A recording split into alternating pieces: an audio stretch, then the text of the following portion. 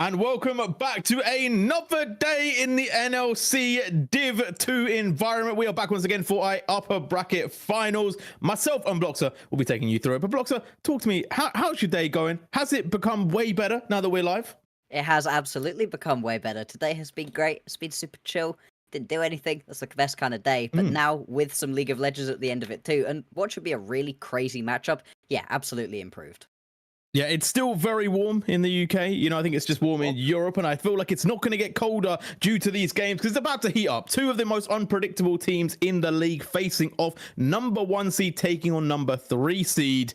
And I feel like there's a lot that we could expect. There's a lot that we won't expect that could also come through. The biggest thing that I want to talk about, though, first of all, is how they got here, right? 3-0 against Unique. That's how 42 made their statement. Rich Gang, 3-1. Not the most solid score, but still pretty dominant against Garden Gaming. Yeah, it was a really interesting game up against Garden Gaming that Rich Gang had, where it felt incredibly back and forth. There was no moment where I was like, oh yeah, Rich Gang are easily winning every single one of these. All of the games, it felt like Garden Gaming were involved, even if they weren't able to really get the leg up in the majority of the games. Whereas 42, they had a remarkably chill time. I mean, okay, as chill as 42 is able to make games, they were still pretty crazy because that's the way 42 like to play. But it was a much easier process getting here, which is very interesting considering Rich Gang came in as our top team. Unique obviously were the second best team that we've seen in the league, and 42 cakewalking straight through Unique makes me a little bit worried for Rich Gang being able to keep themselves as top dogs in this league so far. Yeah, no, I will say there are some pretty glaring issues for both teams in my eyes. I will say straight away, we might even be going straight into draft. So let's bring it up. We are going to get into draft. Here we go. 42 taking on Rich Gang. But what I want to talk about is 42's early game, right? That seemed to be their kind of most weak point in the game, their weak spot, if you would say. And it's definitely something that I feel like Rich Gang are going to exploit because they like to be aggressive. They like to get that early lead. They like to dominate the game from the front foot, right? Whereas 42, they set themselves up with some unique compositions, right? We had some Smolder in the top lane. We had some Zerries floating around. We also had... Trying to think now exactly which was crazier. There was Aurora I think Smolder was... Yeah, Aurora top, Smolder top. I don't know which one you'd rather have. Sivir mid is the other pick I was thinking of as well. So it really can go anywhere and anything could be played. So 42 definitely going for some different comps. But early game was looking a little bit weak in games 1 and 2, which I do think will be the big exploit. But going into the draft now, Gwen LeBlanc taken away by 42. Aurora banned by Rich Gang. They do not want to see the new champion on the Rift. No, I think after 42 have showed it in not 1 but 2 lanes, as we were saying, you just got to start getting rid of that. It's too strong at the moment, even with a couple of knockdowns to its just ridiculous amounts of damage that it had on release. It's still so strong, and the fact that you can play it in 2 different lanes, it makes it way too powerful in these drafts. But it is a ban that you kind of have to take as Rich Gang and could begin to squeeze out onto the rest of the champion pool pickups. Sejuani taken off the board too. I really like that as a ban. It's so solid. I think the Balmeef has been great on it, but it looks like they do want to keep the crazy drafting going. A Zeri first pick, and we have no clue where that might be. Yeah, and I'm not surprised, right? I think the Sejuani ban is really, really strong. I think Balmeef has played it a couple of times, but also in general in the meta, it's just been so solid. I'm expecting Leona to get locked in pretty early here, right? Both these teams have high priority in it. I believe they've played 6 times on Leona in the last, that's from games from the last 2 weeks and playoffs. So definitely very abundant, and it's going to be picked first there by Rich Gang. So no real shocker there. Do wonder what the answer is going to be for 42. I believe Rakan also on their list. But Kai'Sa going to be drafted in for Mirai, and I feel this is a very comfort bot lane for Rich Gang. Yeah, it's the sort of bot lane that has been strong throughout this entire split so far, even when there were, plenty of crazy things at the bottom lane. Kai'Sa, Leona has been super solid the entire time. It's an incredibly aggressive bottom lane. If you do end up with the Zeri in your lane, you can punish the Zeri a huge amount during the early stages. And also, with this Lilia being locked in, this means that the stage of power for 42 is pretty late in the game.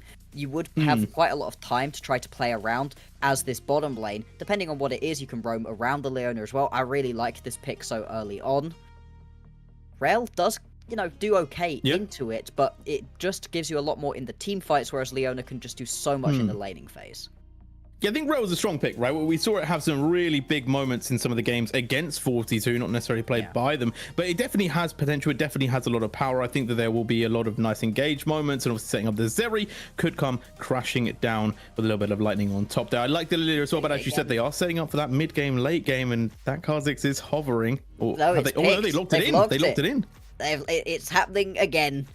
Why have I been seeing so many of these Kha'Zixes recently? He is strong at the moment. He is really strong, but in competitive, it is so difficult to make this champion work. And I mean, who is your target right now? Obviously, during the early game, I could see this going pretty well for Slice. Lilia just wants to sit in her jungle farm, doesn't really want to be getting involved with ganks at all, spends a lot of the time running around in the jungle alone, so that could be pretty good on the invades and things. But then once we get into these actual proper teamfight stages, Lilia gets pretty tanky, pretty healthy later on. Zeri's able to jump away relatively easily. Obviously, we'll see what the mid lane is likely to be if it isn't the Zeri. And so you've got yourself not a lot of targets right now that are very easy to lead into. But that being said, Rich Gang, they've just fully indexed themselves into going early, right? This whole composition right now screams, we better win this first 5 to 10 minutes, otherwise there is no chance for us. I'd like their next 2 picks to really be in line with that, because I genuinely don't think picking something that scales later could save this composition if it goes wrong early.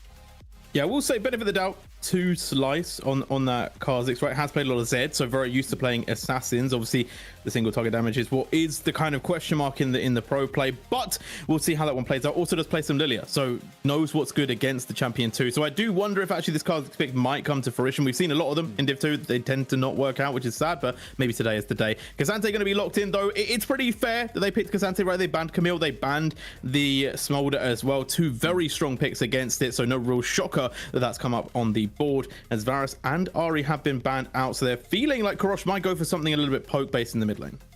Yeah, potentially. So we do still need to see if this is going to be a Zeri in the bottom lane or if we're going to get something else. Right now, the hover indicates that we are likely getting something else there. Although Ezreal being locked in doesn't really make me know what's happening any more than previously. It will really be about where these end up going rather than being able to speculate right now. And 42, their composition works pretty damn well in and amongst a team fight. They have plenty of poke for themselves.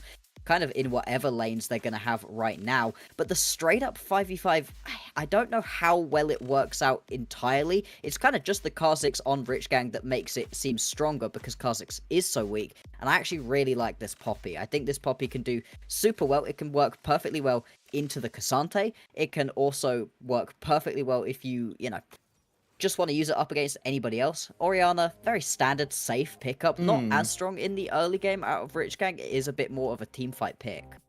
Yeah, it is my pet peeve of League of Legends. I hate R5 Orianna. I think that this Orianna does make sense, right? It's not that I'm saying Orianna R5 doesn't sometimes make the most sense. It's just like, if you're going to pick Orianna, just pick Orianna, man. Like, you know what I mean? Like, what are you worried about? You know, so I don't love it. Maybe someone in chat is like, oh, actually, Orianna has a really bad matchup to this, you know, so maybe there's someone out there who can prove me wrong, but generally I feel like R5 Orianna just doesn't really hit the same. I will say it goes nicely in this comp, right? You can set up with K'Sante, you can set up with the Leona. There is a lot of ways to make it play. I think that they have gone for a lot of dive threats as well, which I do respect, right? With the Kha'Zix, they've got the Kaisar, they've got K'Sante, the Leona, everyone's going forward except for the Orianna. So I do like that they kind of have a similar comp that is on the same page. I will say though, big shout out to the Poppy, right? Not only is the Keeper's verdict going to be good at getting rid of people in team fights, but also steadfast presence to lock down any of those people that are trying to dive. Plus also, Poppy into K'Sante actually kind of good, because Poppy does a ridiculous amount of damage that people always forget about. Absolutely. You see how little she actually animates, I think, is part of why it looks like she's not doing that much damage. The little hammer smash, it doesn't look like it's doing anything, especially not when it pops back up. But if you get caught by 1 or 2 of those in and amongst a team fight, you will get shredded exceptionally fast, and you're so right. It does so many good things for 42 once they get themselves into the team fights. And Rich Gang, it's such a fascinating composition that they've got for themselves right now. I really want to see Slice in that bottom lane getting Mirai and himself ahead as quickly as possible.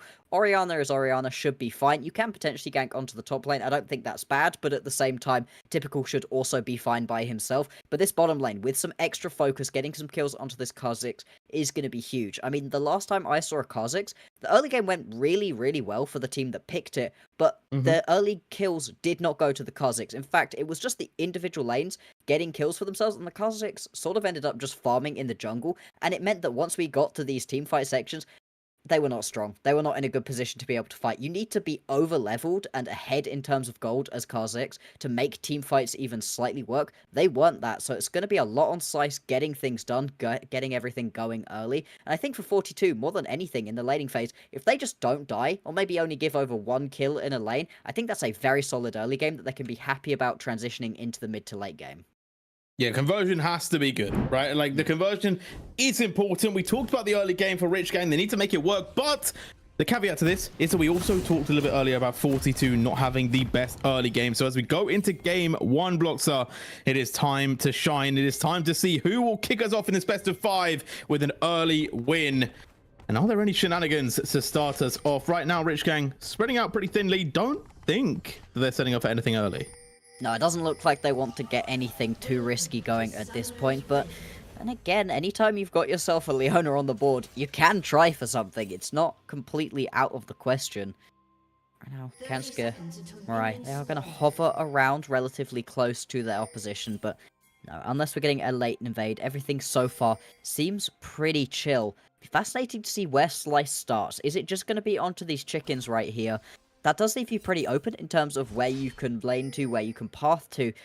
But at the same time, you know, it doesn't give you the easiest 3 camp to gank if that's sort of the way you want to go with it. Yeah, I do like the bot lane pressure, though, because yeah, you get typical ahead.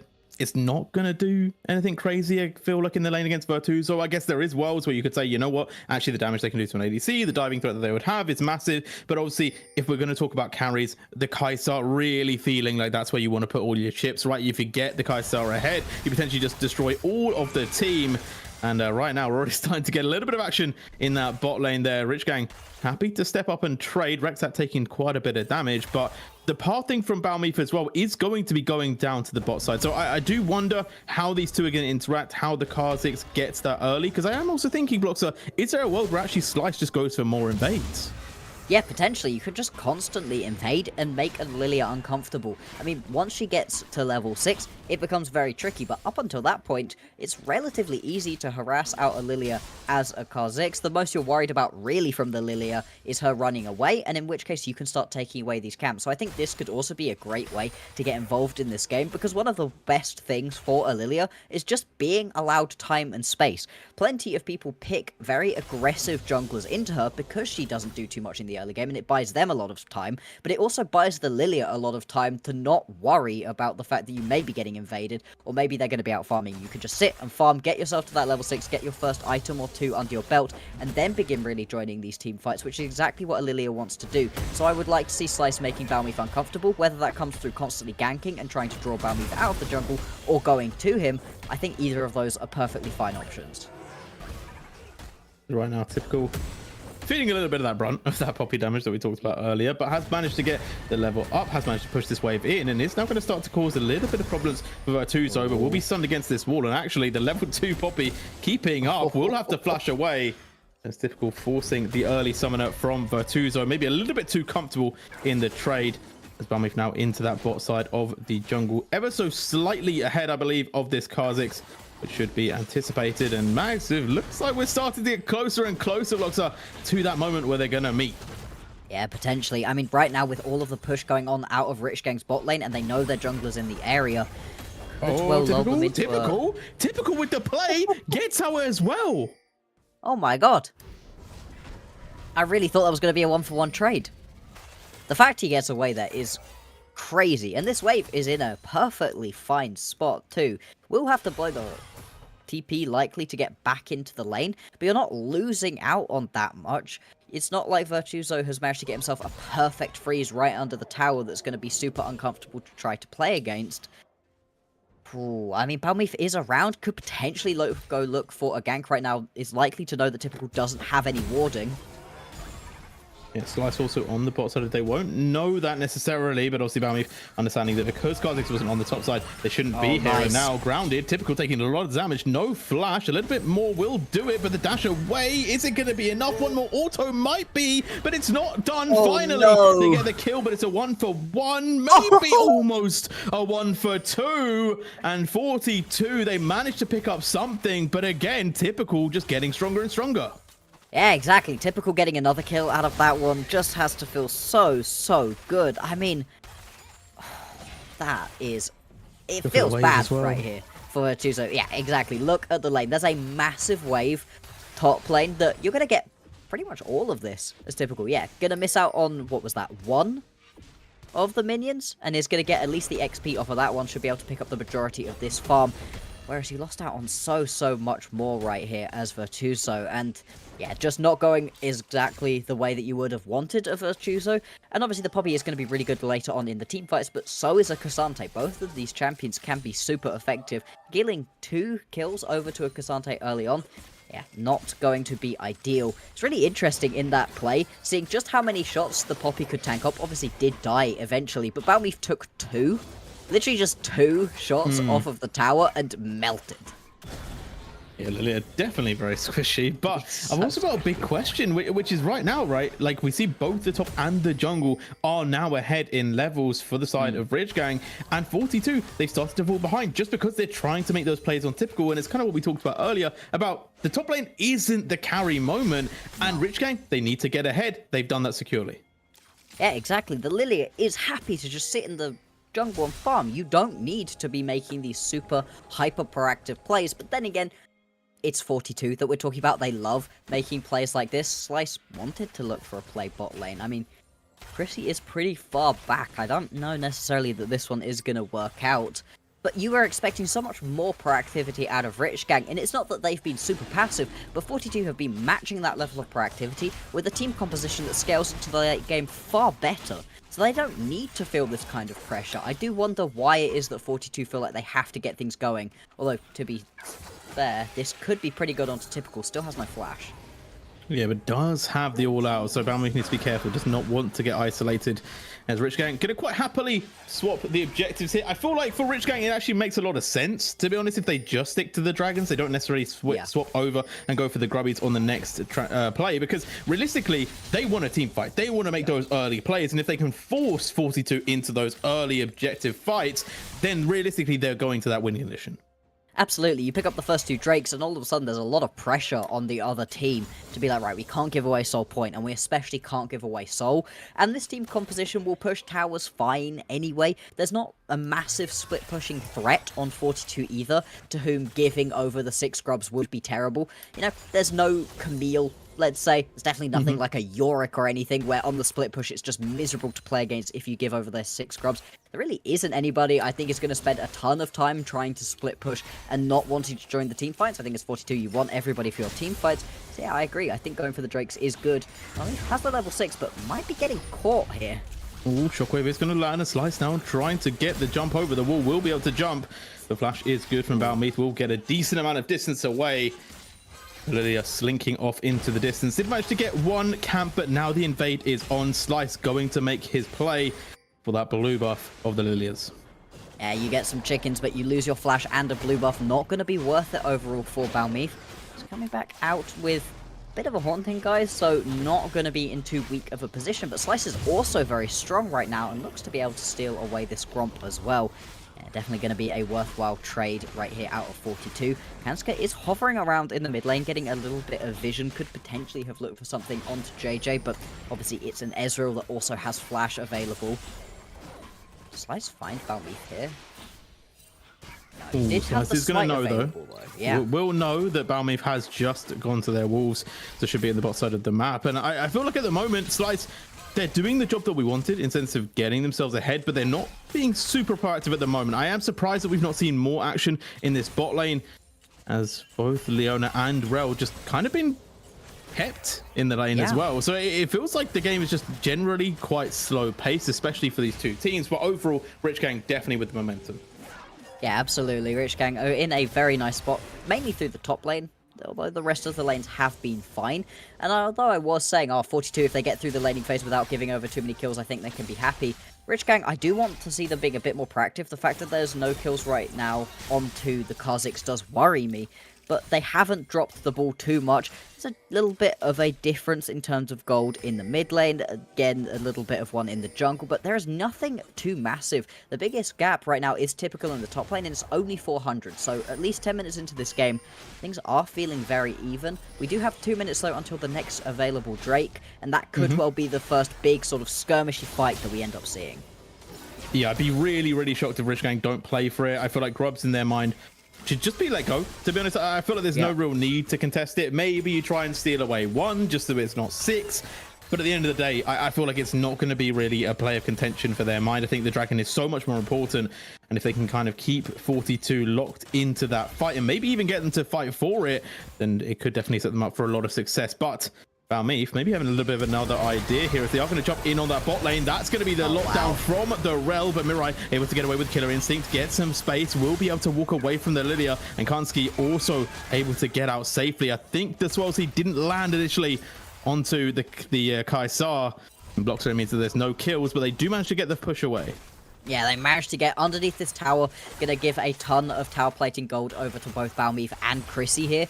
So that is going to be very helpful. Whilst that play is being made in the bottom lane, though, I do like the Slice immediately roamed up towards the top side. Go get the Grubs if you can get them, right? There's still 50 seconds until we get the next Drake available. This is a brilliant window. You have enough time to be able to get all 3. I would question it if Slice then tries to go for a gank onto the top lane. I'd really like to see Slice either recall and head down to the Drake or just book it straight over to the Drake. Either is fine.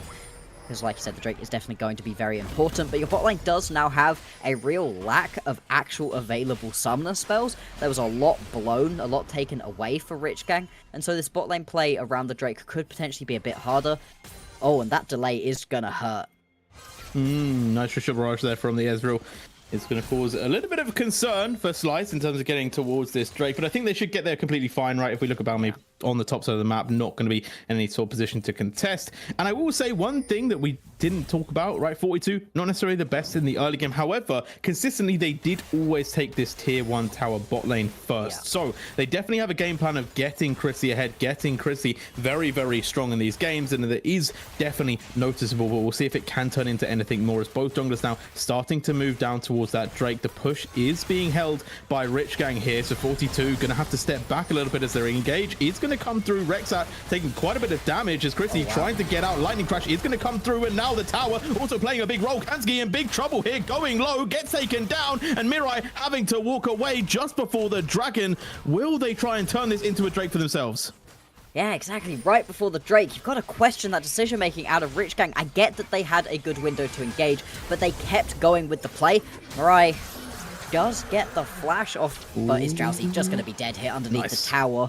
Drake, though, did go to Rich Gang. What a crazy... maybe more. Wait, Shockwave what? brings him back. Ooh, the range on the Shockwave was crazy, but either way, a nice pickup there for Rich Gang. They get the Drake, they get another kill. Admittedly, the bot lane for 42 is looking strong. They get their fangs into the flesh of Rich Gang, but second Dragon secured. That's what we talked about. 42 now on a little bit of a timer as that Ocean Soul is going to be spawning in 4 minutes 32, and they have to contest. Otherwise, it's only 2 Drakes away from the Soul. Exactly, you're putting yourself in a very good spot to be able to control the pace of this game as Rich Gang, but there are some decision-making skills here that is just a little bit questionable. Going in to try to push the enemy bot lane back when you know your team is taking Drake makes sense, but going deep enough that you end up underneath the tower, taking half of your health as Kanska to the tower, does not help out your team at all. It's quite lucky, actually, that Slice ends up picking up that Drake in the end, because it was 42 deciding to keep pushing onto the Kai'Sa rather than heading straight over to the Drake that allowed that window to happen. The game already pretty crazy as we would be expecting. Although low kills, it has been a lot of action, a lot of back and forth so far. It has not resulted in too much. There's a, 200 gold lead right now for Rich Gang. It's the towers where it's really impactful. Thank you for showing us the individual gold, though, because there is about 700 in this bottom side in favor of 42. You're right, their whole game plan of getting Chrissy ahead is looking to be working out pretty well so far. And that lead is matched in the top side, right? Difficult is ahead, but it's not the same, right? Having a Cassante that's a little bit ahead of the Poppy is definitely not as good as having the Zeri really far ahead of this Kaisar, and it's definitely going to start to impact these later fights if Mirai doesn't manage to get any kills on the board, and there's no sort of way to really deal with Chrissy, because although yes they have the Kha'Zix, Zeri is always pretty hard to lock down. Yeah, I mean, trying to chase a Zeri around, never going to be a fun time. You do watch these top laners beat each other to death very slowly. Pretty tanky, although Virtuoso getting pushed back here with Kansuke in the area. Kansuke is looking for the ult, doesn't manage to land it, and now under tower, gets stunned. He's going to take multiple tower hits there, the keeper's verdict to keep them there, and Kansuke goes up for a play that was just not necessary and pays for it with their life. Oh my lord, that flash out of Virtuoso to be able to dodge away. That was crazy. The Leona ult hitting there, even the slow dead to rights. Oh, Rex, maybe in some trouble here. This could be the rebuttal. Reichgang will pick up the support and nicely giving it over to Mirai as well. So closing that gold gap between the ADCs, a really nice proactive play, and Slice, I will say, has started to make this Kha'Zix look really strong. Has been using it pretty effectively. Now that you've got the Yomus, you're able to move around the map that much more effectively, doing a ton of extra damage as well, of course. And it's been a couple of really nice shockwaves in a row out of Kurosh, but they are now getting chased on and there's no tower there. Kurosh is in trouble. The bonk going to come down. Doesn't land exactly, but it will be an easy pickup for JJ. No real fighting the Lilia there, the Orianna.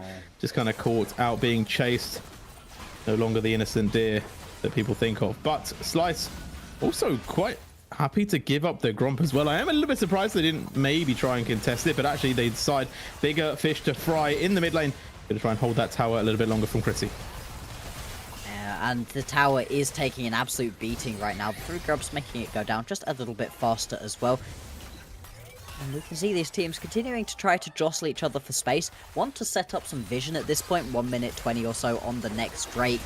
But we were speaking about this beforehand, where neither of these teams really need an objective to want to fight. So far this early game hasn't been the most explosive overall. There haven't been a ton of fights around, what was it, control wards, around random objectives, a Gromp, let's say. But there have been a decent amount of scraps going on, and you can see both teams posturing incredibly aggressively just for the vision setup. So I wouldn't be that surprised to see a fight break out before the objectives actually spawns, and then the winner of that just gets to take the objective as an extra prize. And we've got to see 40 seconds until the next Drake, right? This is sole point. If Richgang can secure it, it's a lot of time added to the clock if 42 can take away this one Drake. And to be honest, they definitely are in a strong position if they can get a good team fight, because I will say a lot of poke for this team. If they can land early poke, if they can whittle down Richgang, they definitely have a good opportunity. But in a straight 5v5, it is going to be pretty close depending on who hits what CCs. So right now, Chrissy is looking for a little bit of extra damage. I feel like if Balmy can find a sleep onto at least 2 members, so I can definitely be all in. As right now, Mirai slightly caught out there. We'll just be able to walk away as Richgang holding strongly onto this choke. Typical just got the teleport back up and available. Virtuoso does not have it, won't have it for this fight. And so if Typical can get away, can turn this one into a 4v5 relatively easily. Richgang started though. Double sleeve. The lullaby has been called. Slice is low in the pit as well. Gonna get the dragon. Oh my god. Will get out as well. And now Richgang in the fight, getting swarmed upon. 3 members die. TP utilizing the Kha'Zix has somehow made it out alive, but they get the dragon, Bloxer. They get the dragon, but they lose so much for it. No, Slice just gonna get taken out too. Mid lane tower will fall as well. And as 42, you gotta be happy with that one. Yeah, Richgang picking up the Drake is good for their overall game plan, but the gold swing is going to be immense. We'll check it after this tower falls. And there it is, about 5k. Off of that one play. You can see all of the just massive swings that you can get in all of these individual lanes. And it was the sleep. Balmy's sleep was everything. It stopped the 2 members most important dead in their tracks out of Richgang, and they were able to just move in onto that objective. Not quite able to kill Slice before the Drake goes down, but everything else was in their favor. A tier 2 tower as well. This is terrible out of Richgang, unfortunately. Yeah, play that went too far. Potentially, they should have tried to look for the fight. Instead, they got caught out. As we said, 2-man sleep was potentially the death of the fight. And it truly did occur as foretold. As right now, we are going to see the Rift Herald is going to be utilized. Again, not going to take this tower. We'll just get a little bit of extra damage down onto it if it charges. Part of me thinking they might destroy it before, but no, it will get the charge off. So about half HP on that mid tier 1. But, and it's a very, very small prize given over what they lost. 2 tier 1s, 1 tier 2, an extra bit of gold from the kills as well. Yes, they have soul point blocks, but as you said, well, maybe 42 don't care anymore about it. Yeah, possibly not. When the gold swing was much more even, yeah, I think it's pretty good. But as soon as you lose all of those members and then the towers start falling, it gets less and less and less worth to this point where it was definitely a bad play out of Rich Gang. But they still have time to be able to redeem themselves. Not too long until the next Drake will be spawning again. Still 3 minutes on that one, but obviously 20 seconds now until the big old Baron Nashor is going to be spawning. Another objective for these teams to scrap over, and now there is a bit of a change where Virtuoso does have that teleport advantage over Typical. Kurosh has it over JJ though, so it is one teleport apiece, but having it onto your top laners could be even more impactful. It was the fact that Typical had to walk so far away from Virtuoso to be able to get that teleport off that it meant he teleported into the fight way later. It gave Virtuoso a ton of time to keep pushing the lane through and get that tower as well. And the timings were just a little bit off out of Rich Gang. Weren't quite able to get that fight started in the way that they wanted. To be honest, it never felt like Rich Gang were involved in that fight. It was them versus the Drake and 42 versus them. And right now, feels like they're just kind of looking for scraps around the map, but there is nothing that they can pick up here. It feels like at the moment 42 just have very impenetrable defenses, and Slice might be getting found out here. Will be able to jump away and safely out, but again, nothing picked up for Rich Gang. And there was even a slight thought of mine where, like, could 42 just go for a Baron here? But they're being respectful. They're playing this one slow. I think that the next fight will be that Dragon. Rich Gang most likely to contest it, but part of me feels like they should maybe just give this one over, Bloxer. Yeah, I think that is probably going to be the right decision out of Rich Gang. It's tough though, because the early game we said they need to get that lead. Yeah, conceding things as a Kha'Zix feels bad. It feels really bad to just sit back and not go for these fights, but we were saying how the Kha'Zix has to be over-leveled, ahead in gold, to really make an impact on this champion, and you're not. You're in a good spot, 2 items completed, but your opposition also has 2 items completed. Some of those tanky stats are beginning to come through onto the Poppy, onto the Rel as well, and look at all of the damage items. There's Triple Longsword as well as 2 fully completed items for Chrissy right now, and as their sort of main carry most of the time, Chrissy being in such a strong position is going to feel great for 42. Drake, less than a minute at this point. There's no real vision set up around the Drake, much more for 42 around the Baron. It looks like instead they want to make a play onto JJ here. This could be massive if they can get it. Shockwave is going to catch out JJ. Slice jumping in, gets the kill swiftly, easily. That's exactly what we wanted to see just before the Dragon. 35 seconds until that spawns, but Slice and Crush are having to be quite wary of the Poppy here, as now on the middle of the map. Chrissy going aggressive. Rexat going to get the knockup onto Kansky, and Kansky, no way out, will go down. Support for mid laner before this fight. Yeah, and I think overall you're going to be okay with the way that that one played out, as Rich Gang taking JJ off of the board removes so much of that early poke. Balmeef has stepped up into a bush. He really doesn't want to. Oh, but Slice could also be in trouble here. Jumps away, getting chased down, and now it's Balmeef trying to be aggressive. Slowed down Slice, who will just about get out of the pit, but again, can't contest, which means that the Dragon should be secured by 42. Just walk away. Rich Gang, walk away. You don't want this one. TP coming in. JJ now going to be able to rejoin the fight. Pings aren't really going anywhere right now to Rich Gang. It's not like they're making a snap decision to go Baron. Instead, they have just conceded half of Slice's health bar over to JJ as well. And Rich Gang, they try to get aggressive, try to make a play bot lane, but losing out onto your Leona makes trying to make that next play basically impossible. It's very unfortunate, and because of all of the health that Slice just lost, they have to go back to base and can once again concede all of this pressure around the Baron. And this is what we said, right? Oh, yeah. Hold on. There's a bush with not a couple again. of members in it. Oh, Shockwave lands. JJ with the fast fingers gets out of dodge. The jungler is dead, which means Baron is on the table. 42 swarm immediately around the objective. No jungler, no ultimate for Kurosh. This should be all but done by 42. And there was a teleport into the mid lane out of Typical, trying to do something, trying to push a little bit onto Chrissy. They can try to get a couple of kills back. There are low health bars on some of the 42 members. Wulkanski going to be able to get aggressive onto Virtuzo, but now in the middle of the fight, absolutely unassisted. Mirai now getting absolutely swept under the carpet, and Karosh just watching on the side, going to be taking a lot of damage. Stasis will buy some time, but just for their death. Yeah, it's just going to buy some extra time. Maybe has stopped this Baron take, though, because Slice has been able to respawn. Low health bars are going to stop it, so it is a Baron attempt stopped right here out of Rich Gang. They lose so much for it. Typical once again getting chased. The second you get tagged by one of the Lilia abilities, you are so slowed it's almost impossible to run away. He's trying. Typical is trying to get out of there, but it is not happening. The slows, the damage, it's consistent. They managed to get the kill onto Typical, and that potentially opens up for another Baron attempt. This time, though, Slice is alive. Karosh also does have TP as well. There is potential to bring back 4 members, but it is going to be 5 for 42 going into this push. Yeah, steal off right here, a Slice. Maybe that's the way that you justify this Kha'Zix pick right here. It hasn't worked out in the way they would have liked. Good gatekeeping out of Virtuzo, though. It's actually doing more damage to Slice than Slice can really maintain. Ooh, Slice trying to get in there now in a little bit of a tricky situation. Able to avoid the Poppy for a little bit longer. The Baron picked up, though. Absolutely no opportunity for Slice to get into the pit. And 42, we talked about it. Early game, maybe a little bit hit and miss, right? Maybe can go behind, a little bit slow starting. But once they get to the late game, their decision making, their team fighting is very solid. Exactly, and they didn't need to over push during the early game. They did anyway because they're 42, but now that the game has come to them, now that they've got those 2 items easily completed, 3 items on the board already for Chrissy, well on the way for Balmeef and JJ. I mean, yeah, it's such a rough position. Actually, in the time it took me to look away and back down at the item scoreboards, those thirds have come in for both Balmeef and JJ, so they are in incredibly strong positions, and this Kha'Zix just hasn't worked out. They don't have the standard jungler they can now rely on. You really are looking to get yourself a steal.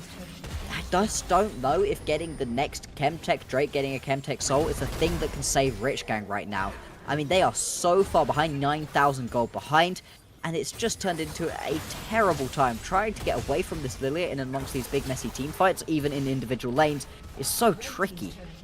Yeah, it almost feels like a we just got to think about the next game kind of situation, because yes, there is a world where you could be like, okay, if you get a perfect shockwave onto the back line, you catch out JJ and Chrissy, and then Slice gets one of them, maybe we can win this team fight. But at the moment, it just feels like the poke alone is such a difficult thing for Rich Gang to deal with, and we haven't seen any sort of real life from them to show that they can start winning these team fights. And now with the Baron buff crushing into the towers and the shockwave missing, it just adds to the numbers of things that make it hard for this game. Yeah, and watching that shockwave just sail wide is really unfortunate. I get the attempt out of Kurosh. You need to do something here, right? You're losing this mid lane. You're losing this top lane. Yeah, you're losing top, you're losing mid, you're losing potentially the next dragon, but it's using the whole game here, because right now Rich Gang, they don't have an answer. There isn't a play that they can make. They're trying to get a little bit of poke on the side, but guess who has poke? Ezreal, the Lilia, and also the Zeri. So it's just like, it's not a war that you're going to win through attrition, right? And Kha'Zix is looking for a pick. They're trying to corral 42. They're trying to find an opening where Slice can dance in and dart out, but it's just not going to happen right now. Really a smart play from 42 to stay together, and hey, we've seen this dance before. Virtuzo is not going to be losing out to Slice, but may be walking a little bit too far forward here and does need to be careful. Solar Flare could have locked them down. Virtuzo is going to drop, and Rich Gang, they slowly hunt their prey, and they do manage to find one. Yeah, they get a pick right there onto Virtuzo. It's a nice bit of gold. It buys you a little bit of time as well, and it is only 10 seconds before the Drake spawn, so that is a big bit of the 42 team fight now off of the board. But still, I mean, it is going to be a very tricky team fight to play out. You are massively underleveled. You are super behind in terms of gold. I've seen Rich Gang pull out fights like this before. And I think they should be able to secure this strike, but again, what does it give them? What does it lead them to? Rexat Now diving into the back line, looking for more, but they have managed to get a massive pick on to the Ezreal. Now looking for more. They're diving forward. Can they find the kill? Okay, Mirai! But now Rich Gang, they're moving forward. They managed to find a successful fight, and they do take down 42. Maybe I was all wrong. That was a really well executed fight right there out of Rich Gang. Rexat may well lose his life as well in this one, and Mirai popped off in that fight, was super aggressive, especially just decided to go diving right the way in. Killer Instinct is a tricky spell. Sometimes you use it in situations you certainly shouldn't have done. Not the case for Mirai, and got a 700 gold shutdown as well. Is able to go back to base, immediately buy a full another item too.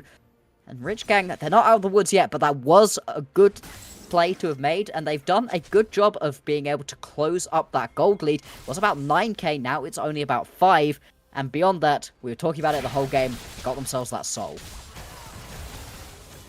But will it be enough, Bloxer? You know, it's a nice ray of sunlight. It's a silver lining the Rich Gang can hold on to, but they have to do it again. They have to do it multiple times. It's not just a one-off that they can hold on to. Slice, I think, played really smart as well in that fight. Did go down to the Ezreal, able to get into the fight, start to scatter around 42, you know, get a bit of damage down. It's going to be really hard for the Kha'Zix just to kind of play that solo queue.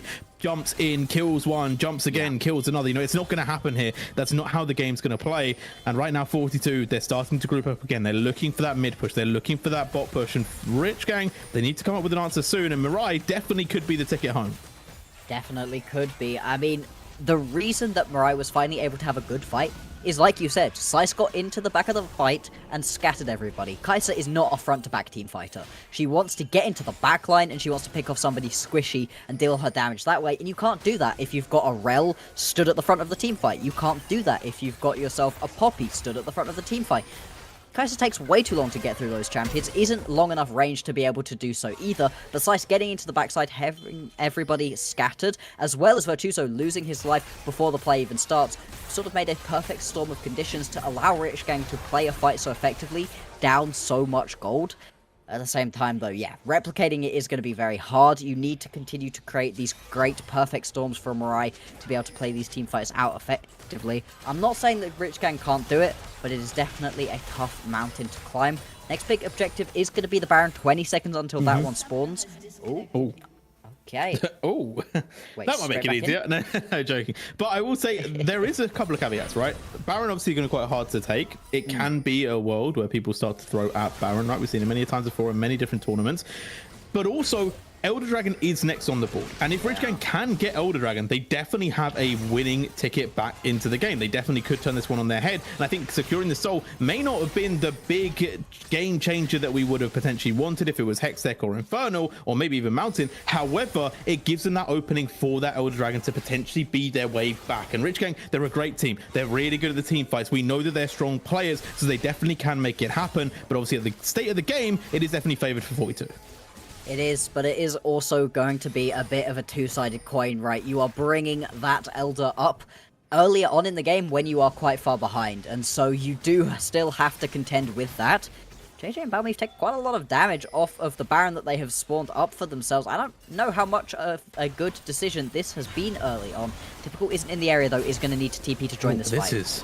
This is burning, though. The Baron is going down really fast. Keep his working. He's going to go slightly wide. The Baron will be secured, but what's the team fight after? Kansky going aggressive. Shockwave does catch out to Balmy. He's going to have to buy a little bit of time while the sleep does land, but Mirai in big trouble now. Could be going low. Chrissy in the backline looking for the ADC. Will finally get it, and Karosh trying to get away, but there's no escaping the Zeri. Another kill is secured as Slice is trying to help out kill Rexa with typical, but it's just not enough damage. They haven't managed to find their kill, and now 42, they're just holding them off. They're going into the base. The TP is there. They're just buying time. They're not allowing them to go back to base. Typical is trying to get something working. Kills Balmy finally, but it may be too late. 42, they're on the final 2 towers. The block is there. The sun is up, and Chrissy will be able to take down this Nexus freely. Wow, what a crazy game we get. A crazy ending to what was a very back and forth game. Yeah. A backdoor? Does that count as a backdoor? Not quite. I think, well, maybe. I don't know. It's a known backdoor. You know, there was no hiding it. They were like, someone was holding you at the front door, or someone was running in the back door. You know, like it's kind of an assisted backdoor. You know, there was blocks in play. So I don't know how you'd play that one, but either way, Rich Gang, I feel like, again, they were able to make some plays. They did set themselves up quite well. There was definitely a lot of early game pressure, especially from Typical in that top side. And I feel like maybe a little bit of a comp adjustment could have definitely done a lot more for them. I feel like they did get a little bit locked in with the Kha'Zix. I think the Slice played it really well. I just think the pick is hard to execute. in that team. And maybe if they'd had Korosh on something else that was also maybe a little bit more bursty, a little bit more dynamic than the Orianna, maybe that works out as well. But either way, Bloxer, it's only game 1 of a best of 5. There's still a lot of games left, you know. So what's your take on it? Do you feel like Rich Gang, they showed promise in this one? Because I feel like 42 definitely looked good. Oh yeah, I'm very impressed with the way that 42 played that game. But at the same time, I think Rich Gang made it a little bit easy for them with that Kha'Zix pick. I think Kha'Zix into Lilia is a miserable matchup the second that Lilia gets that Rylai's completed. It's tough. There was nothing you could... Once you couldn't run away from the Lilia, those team fights just weren't working anymore. You have to get super far ahead as the Kha'Zix. You're not doing yourself any favor as Rich Gang. So I think, yeah, they had a lot to be able to take away from and try to build on. But 42... I really liked that game, and I think their draft was a lot more solid, which makes me pretty hopeful for them into the next games.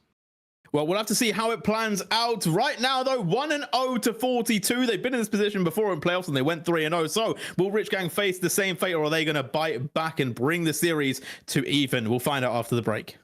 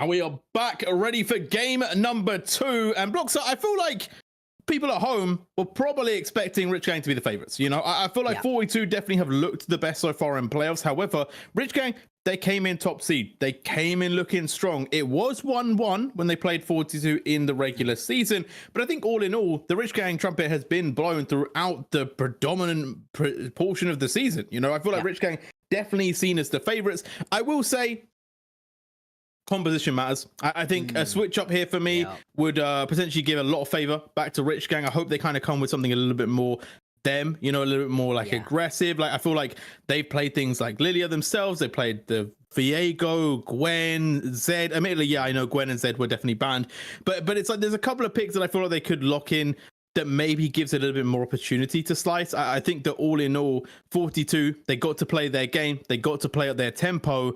And then the outcome is obvious, you know. So Rich Gang, they need to switch it up. They need to kind of play at their own pace. They need to maybe speed up the game, maybe be a little bit more erratic, and maybe they catch up 42. Yeah, I mean, something I said right at the very beginning of this split, when I looked at the teams once the rosters have been locked in, and I looked at 42's roster, and I was like, oh my god, they have drafted every psycho I know in each of their individual lanes. And the way that they play these games out, they've tempered themselves, to be fair. The start of the split, there's a reason that they dropped quite heavily early on and then have managed to get themselves to this point. They were wild. The variance between their good games and their bad games was insane because all of the players there just had a switch flipped in their head that meant, hey, if I see a champion, I kill a champion. That's the way I play. Now, they're a lot more tempered, but they still can unlock that aggression when needed. And up against the composition they were facing in that first game, there was no need for them to be super aggressive early on. That's something that does worry me a little bit, is the fact that we did see 42 get kind of aggressive early on, and it backfired a couple of times. The top lane dive, bot lane didn't go quite the way that they would have wanted until there was the overpush out of Rich Gang's bot lane. You know, so I would like to see them temper that aggression a little bit more even during the early stages if they don't have a super early comp. But the way they played though now, I think that people need to be really putting respect on 42's names.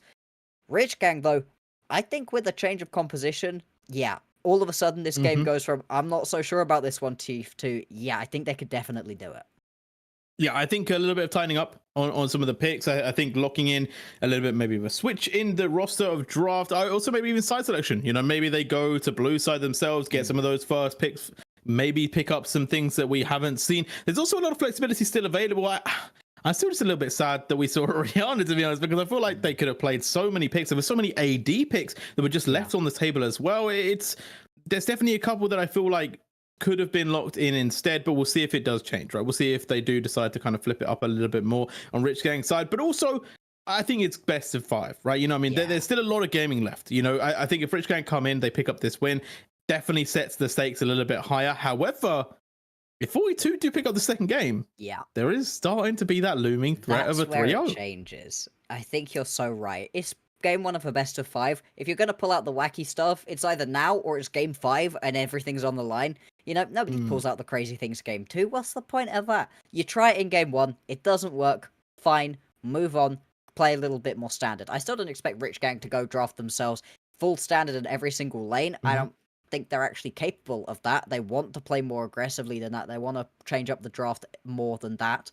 But just, they have more games. They have more time to be able to even things out. You're so right. If they lose this second game, all of a sudden it's not, wow, the draft was weird, it didn't work for them. All of a sudden it's, are 42 actually just the better players in all of these lanes? I think a key to that is going to be, what can you do about Chrissy? Because Chrissy popped off in that game early on a Zeri. Zeri is not a champion that should be able to pop off early on, and there was no point at which I thought Chrissy was doing badly in that game.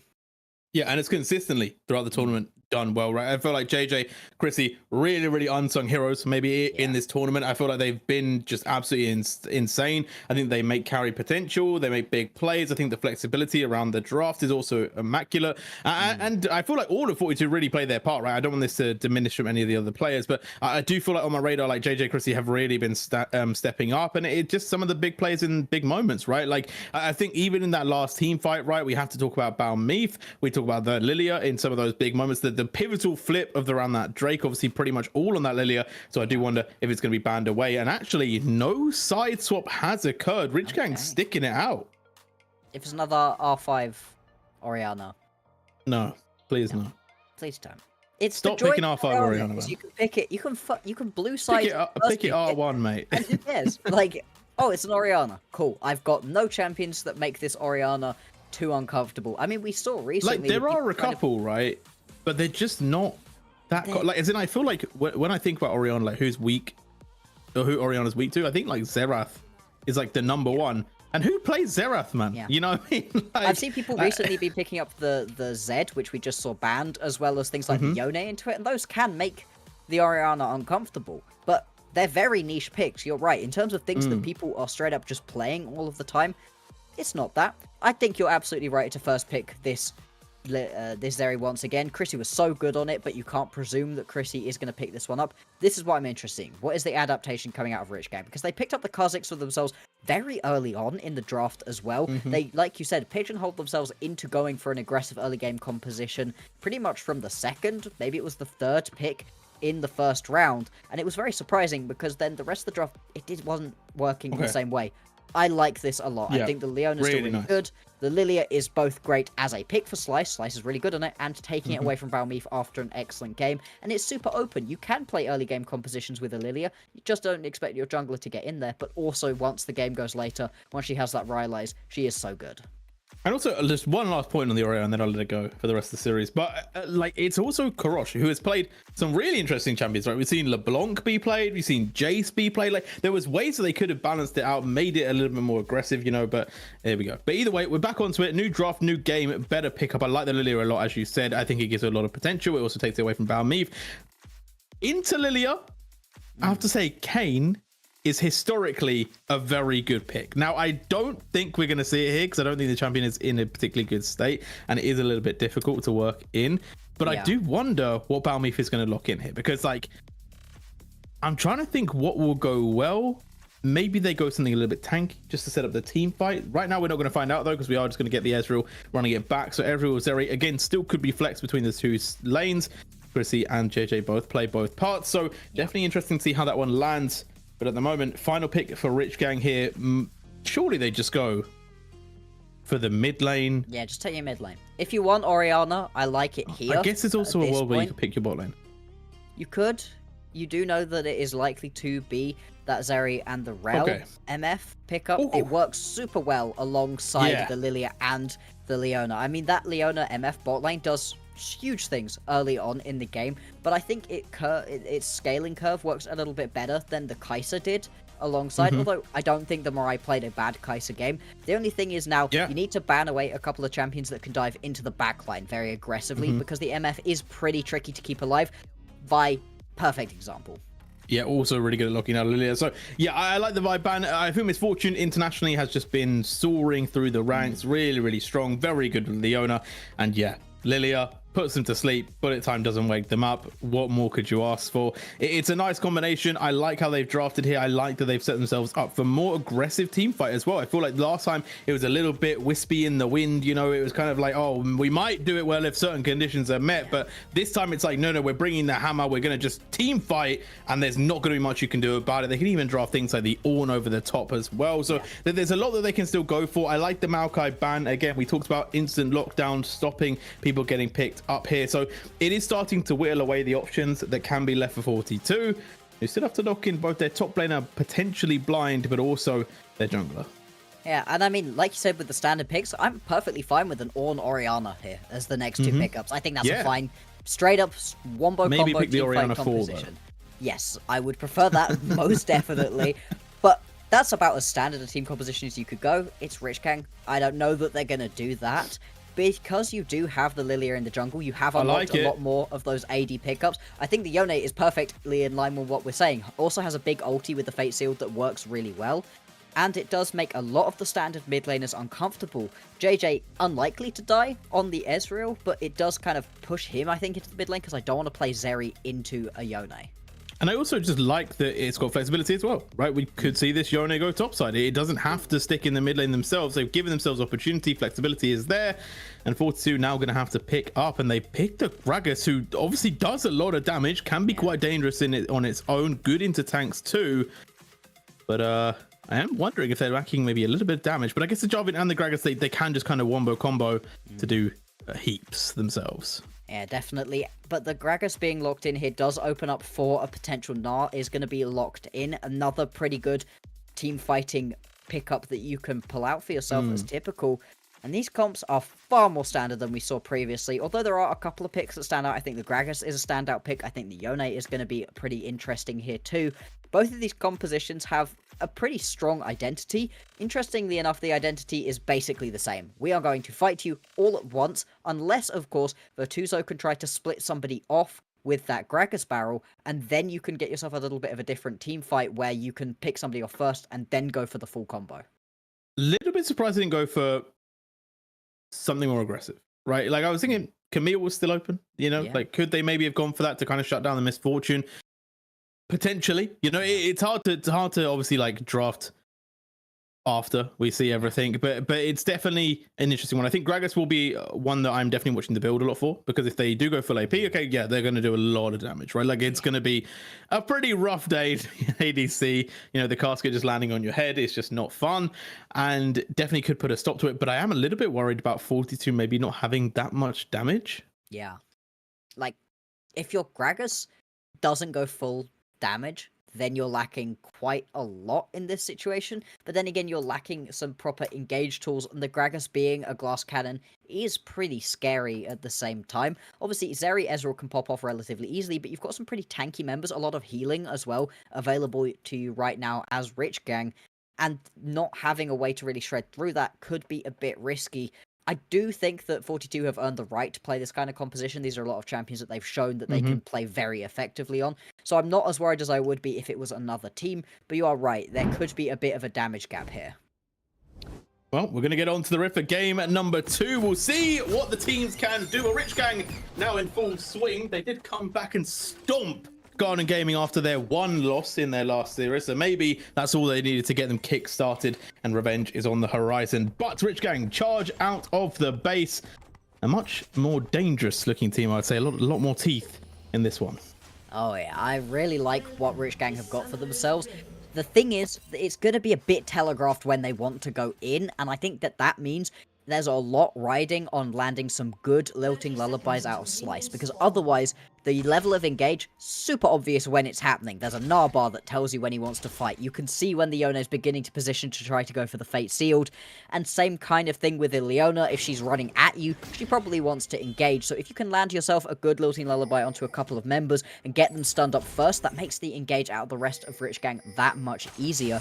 But I don't think either team really has a massive target on their back and saying, hey, you had better get things going early on. Both of these teams seem to scale relatively evenly across the board once they get into the later stages, and also can get things going early. I don't know how much you really want to as Slice. We said that in the previous game, and then we saw quite a lot of early aggression out of the Lilia. I think Balmeef does want to get ganks going a bit earlier. Could potentially look to punish onto this bottom lane because this MF is so immobile. Yeah, and what way to play against Lilia? Hard to catch, hard to CC, but if you lock them in a cage, yeah, they can't she get may away. be fast, but if you're running around in circles in the baby cage, there's not a lot that really can be done.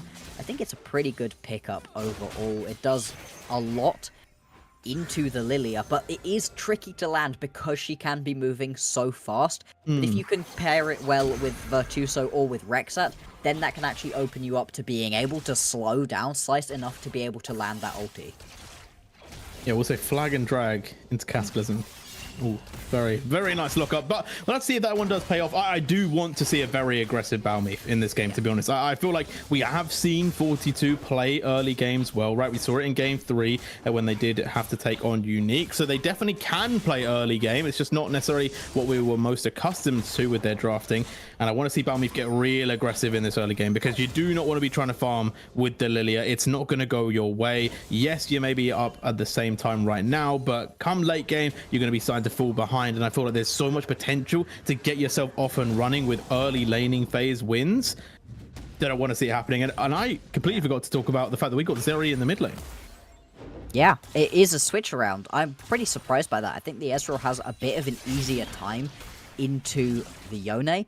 At the same time, though, there is a world in which putting Chrissy into the bottom lane really unlocks Rexat to be able to roam around, because you don't need anywhere near as much babysitting on an Ezreal as you do on a Zeri, and being able to get your route into the rest of the map, try to get aggressive elsewhere, can be really effective, especially paired up with a Jarvan. That is a ganking duo of dreams, and can make locking down even slippery champions like a Yone, like a Gnar even, to be fair, that much easier. I've casted one game with Middlecop this year. Okay. And it was Chrissy on Ezreal, and it did go crazy, right? They didn't win that game, admittedly, but it was insane. So definitely very proficient on this champion. Very comfortable on the Ezreal. And I feel like Ezreal's just in a very strong spot at the moment, as right now we are seeing a little bit of rotation towards this mid lane.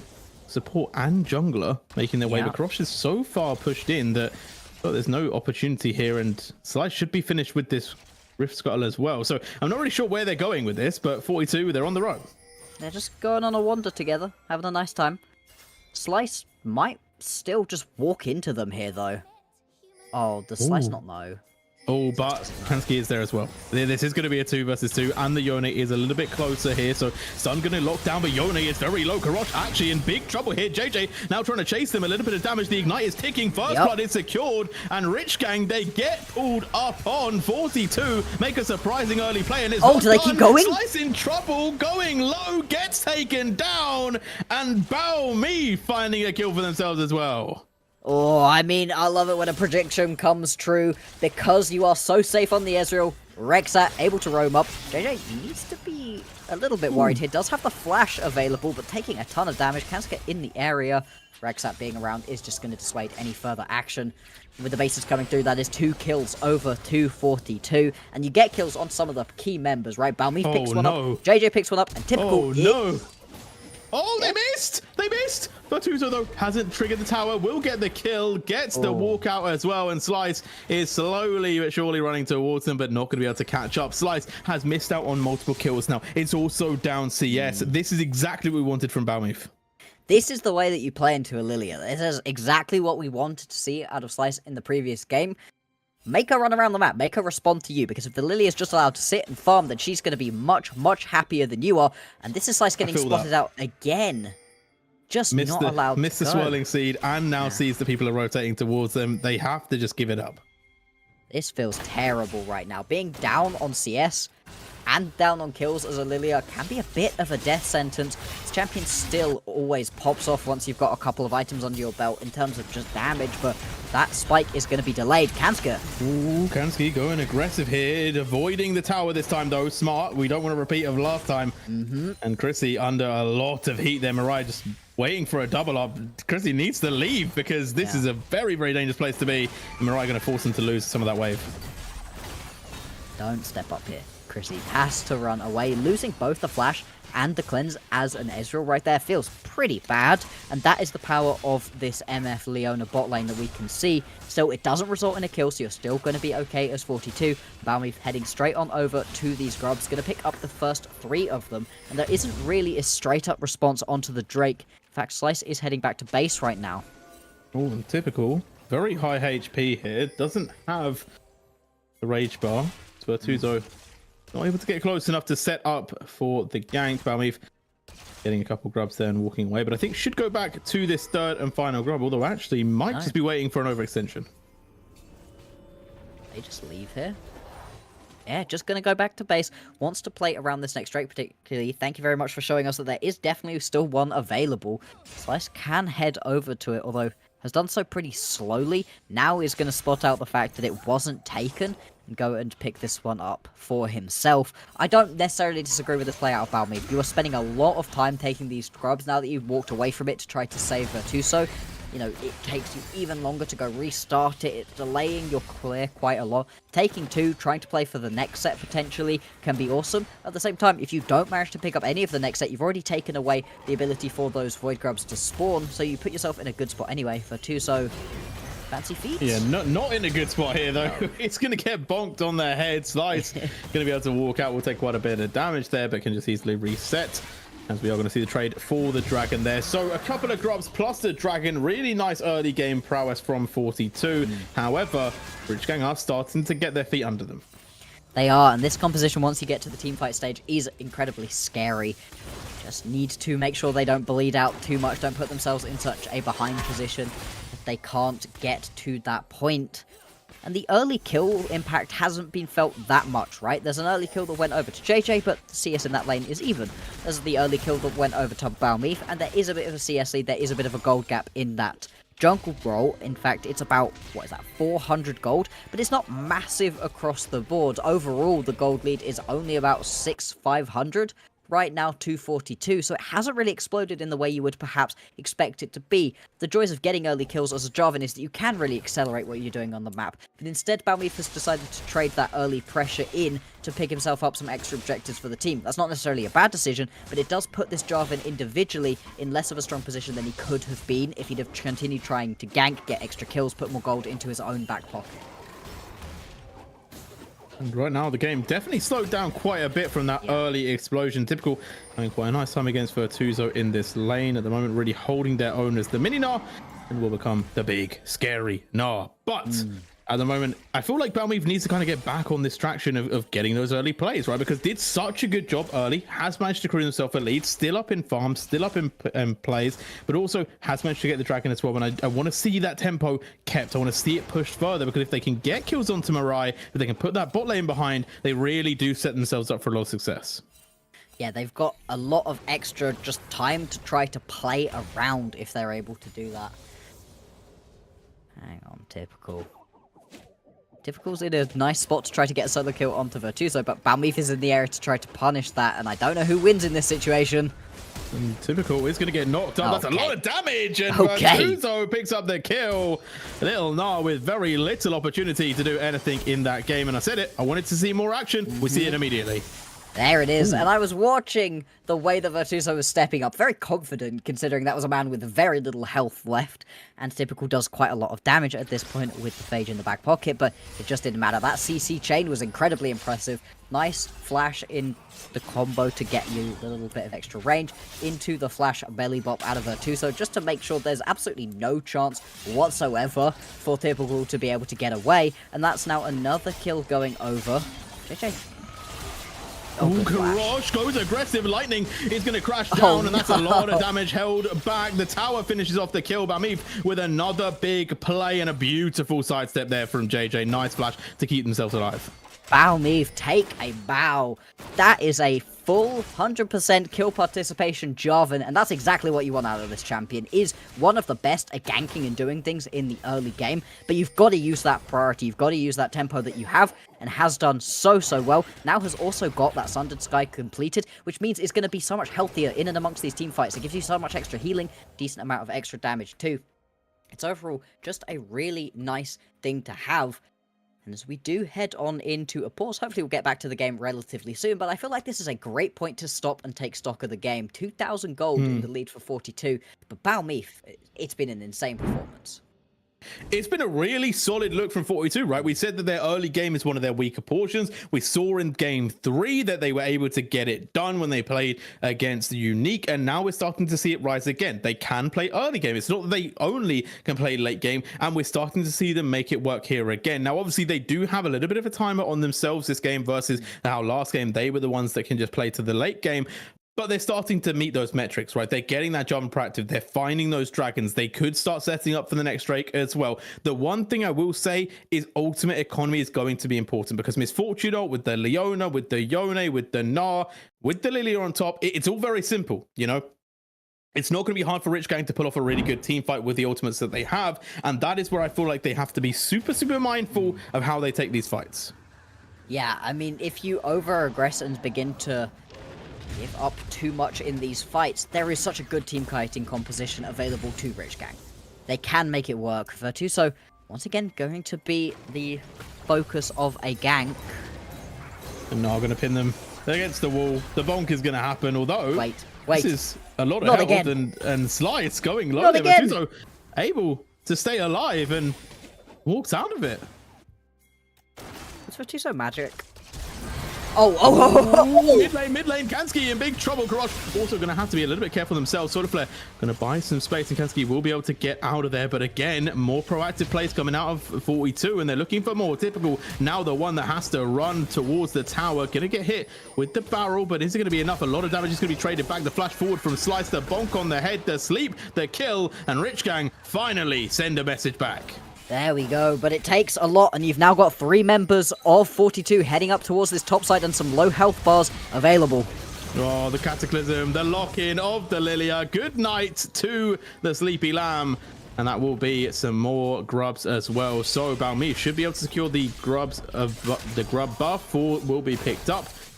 And maybe even 5. Maybe just taking that last one as well. As Chrissy on the spot side, still happy to keep farming. A little bit behind Mirai. Obviously hasn't had that same tempo of getting that tower either. So not necessarily pulling away a big lead like we've seen in other games. But at the moment, 42 are winning across the rest of the map. Yeah, they really are. And being able to pick yourself up all of these grubs too just feels so good as well. And Dragon? Question mark? Well, they could do, right? It's up and available. There are no real threats to your backline at this point in the game. You gotta be a little bit careful. Of course, does have that ultimate available, but Slice not having the ulti right now is a big worry. That's a lot of Rich Gang's engage and actual ability to play out these team fights not there for them. So yeah, definitely could be a try onto this Drake. Although knowing Rich Gang, I'd be surprised if they just let this one go. Yeah, 3 ultimates available. Yone, Misfortune, and the Leona. So definitely a lot of potential. Like we said, and TP coming through as well. That's going to be typical. The Gnar is big and bold and looking for the potential play here. As now they're going to start running away. There is the bullet time over the top. And it is so much damage. It was actually Karosh that TP'd into this play. And right now, 42 just getting scattered. Not able to make any sort of rebuttal on the ultimates from Rich Gang. And that's the thing, on the ganks you are in a very good spot to play out this game, 42, but in terms of straight up 5v5 team fighting action, Rich Gang's composition is so strong at that. You don't even have the Lilting Lullaby available in that fight, and it doesn't matter. Between Kurosh and Kanska, there's more than enough lockdown to be able to make that bullet time out of Mirai super effective, gets multiple kills going over. Now you've got yourself that Bloodthirster, going to be able to go back to base and spend even more gold on the next reset too, and is just in a very strong position, and that is the gold lead that was beginning to form for 42, evened back up. These teams seem to go very much toe-to-toe during these early stage fights, and we don't see the divergence point quite yet.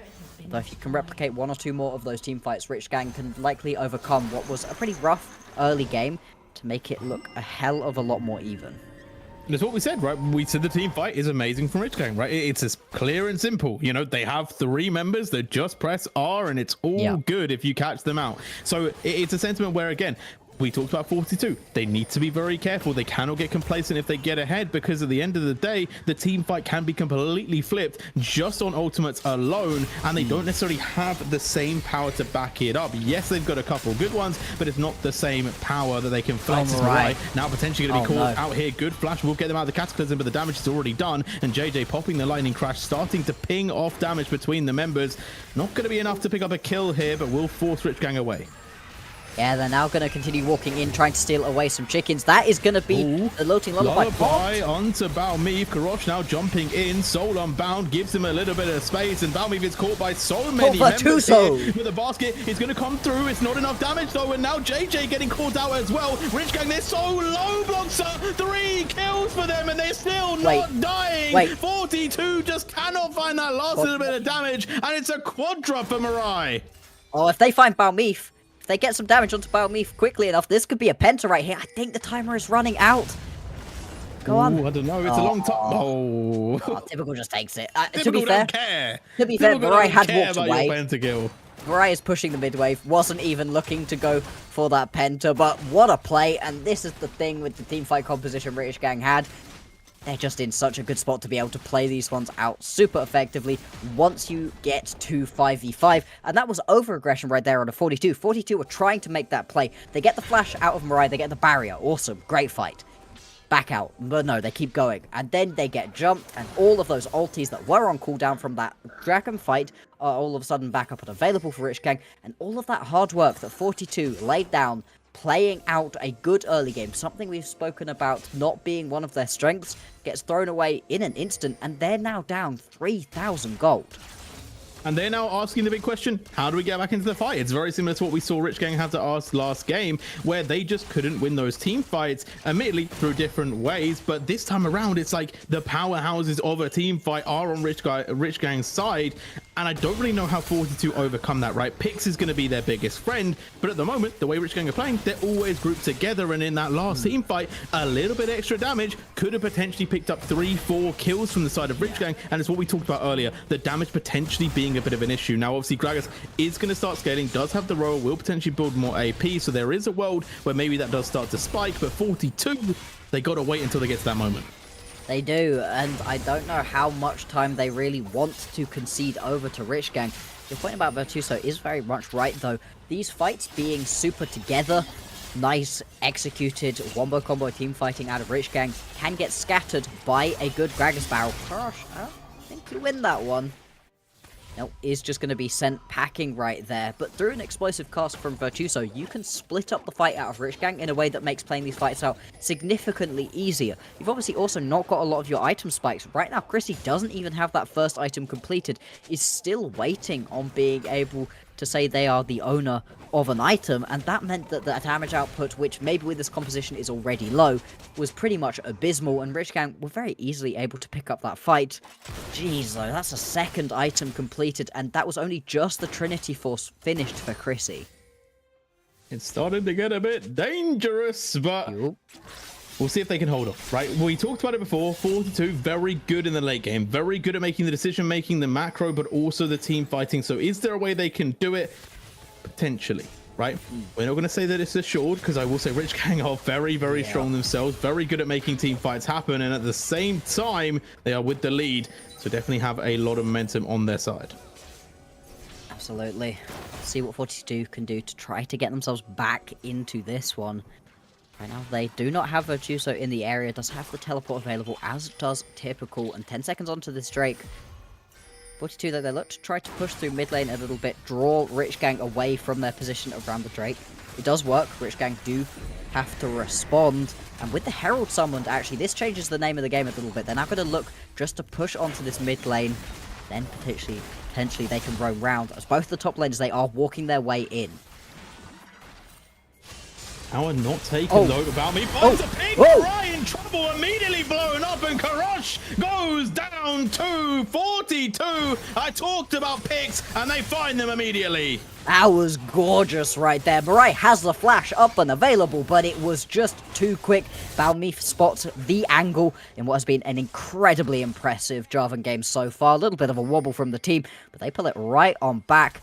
And the only person in a little bit of a threat right now is Virtuoso, who does back out. Now they're looking to try to get Morgon onto Slice. Slice could be in big trouble here. Going to have to flash over the wall. Will potentially get decent sleep here, but can they execute on it? JJ is able to just buy a little bit of space, and Rexa quite tanky. Slice now looking to go aggressive here. Definitely has damage. Could potentially pick up a kill here. Will get one. Might even get two. The Zhonya's buys a bit more time, but Virtuoso will return fire. That's a pickup for JJ. So fortunately, they do manage to go 1-for-1. As on the bot side, Chrissy was trying to get this tower, but does not have the time with the TP of Karosh going down. And this should be, although, hold on 1 second, Fate Seal going to be utilized. Karosh now potentially in a bit of trouble here, because Balmif is waiting for them to come back. The knockup, though, not going to go through. The buffer is just a little bit too clean. And all in all, it's crazy set of plays, but 42 bringing themselves back into it. This game is so incredibly back and forth right now. The gold is still in Rich Gang's favor, but 42 showing that they can find these fights. Needed to find it off of a little bit of a pick onto two members, though very effectively played. And that is the snap decision making that 42 need to show us if they want to be able to pick this game up. Baron is now available. That's going to be the next big objective to try to play around. And after that big fight, a couple of more items were completed. Balmif especially now having the Spear of Shojin in the back pocket. It's going to be that much harder to kill and also do so much extra damage too. And I really like the executioners in JJ's inventory. Stop Kurosh and Mirai, to be honest, healing as much as they are. It's going to cut through a lot of the effectiveness out of Rich Gang's team fight. That being said, Rich Gang, they want to end a team fight much quicker than that healing really has a factor. If they can execute a fight the way that they want to, the fight is going to be over within about 3 seconds as long as the CC lasts between Kurosh's ultimates and Kansuke's. A lot of calculations. A lot of close call moments that this game will go down to. 3k though gold, roughly ahead for Rich Gang. They have managed to hold quite a decent lead for a bit now. The team fight's still very much in their favor, and as we said, it's about picks for 42, but they're starting to open up the map. They're getting those towers lower. I think there could be a big team fight where it all starts to swing back blocks. So if they do manage to find one good team fight, 42 could open up this map and bring us back to even. But the next fight most likely around that Drake, right? And again, if Rich Gang can get into good position, it's very hard to predict them losing. Yeah, exactly. Once you got that setup going, you're not under threat from some kind of flank. It could be easier. Top lane though is going to be a bit of a jump onto typical. They've been caught. Oh, they get away out of the Cataclysm. You have to use the flash, though. And no big spells were burned. Only the Cataclysm used out of Balmeef. Whereas not having that flash is going to be pretty big for typical. Yeah, we'll be back up before the Dragon. That is the Cataclysm, not the flash. So definitely still a worthy investment for 42, as it's an interesting one watching them on the back foot here, because obviously last game I feel like they were so comfortable. They were in the front seat. They were able to just kind of make their plays how they wanted to. No real contention available for Rich Gang in those later stages, and now we have a bit of a back and forth here. It's interesting to see how 42 will play from behind, because as we said, they're good from behind. We've seen that happen again, but normally when they have the better late game scaling, this time it's a lot more rocky as to which side will be easier to play in that later stage. Again, most will favor Rich Gang. Yeah, exactly. I think it is the slightly easier to execute composition, even if 42's doesn't scale badly themselves. But I do think it's very interesting to see the 42, yeah, they fell behind and they had some bad fights, but they have not let up. They have continued to try to make pressure happen across the whole rest of the map. Yeah, could potentially get another big explosive play into the mid lane. Without the Yone there, I think it's a little bit harder to try to initiate one of these fights. But anytime we see a couple of members near each other, there could be a fight starting up. I think a lot of that is down to how proactive 42 have been. You saw it, they lost the big fight around the chickens, and then the next play immediately went in, found that angle to get on top of Mirai to get the kill, and then to continue on with the fight. So they're not setting back, they're not letting this game happen to them, even though they fell behind. Mid lane tower is going to go down. Balmeef takes a decent chunk of damage back for it. Vertuzo and typical scrapping it out in the top side here. Will be typical favored, just about wins that one out. Vertuzo should be able to hold his own though underneath that tower, as the Dragon is going to be spawning up, and Balmeef is in a really interesting position here. Going to jump over the wall though, as Krosh was starting to lurk around, and this doesn't set up well for 42 if they want to get onto this Drake. Chrissy going to have to burn the cleanse, and now starting to let fire off onto Kanski's life. So potentially looking for a sleep onto this Ezreal, has managed to hit onto Rexat. And now able to just prance away. But there's a three-man Cataclysm, but it's on their own. Kanski is not met by anyone else, but in goes Jerry looking for the kills. One has dropped down, but it's not enough damage. They haven't found it yet, but Chrissy now very dangerous. The Mystic shots firing in for the line that locked down the Magnet Storm. It's just not enough damage. The Ezreal is trying their hardest. Gets one back. Karosh low, but not enough, and Karosh stays alive. And we talked about it, Bloxer. We said they may just have a little bit not enough damage, and we see it once again. Another team fight where Rich Gang are low, but they do not go down. Oh, and in terms of lack of damage, the champion who at the moment is the worst for that would be Chrissy.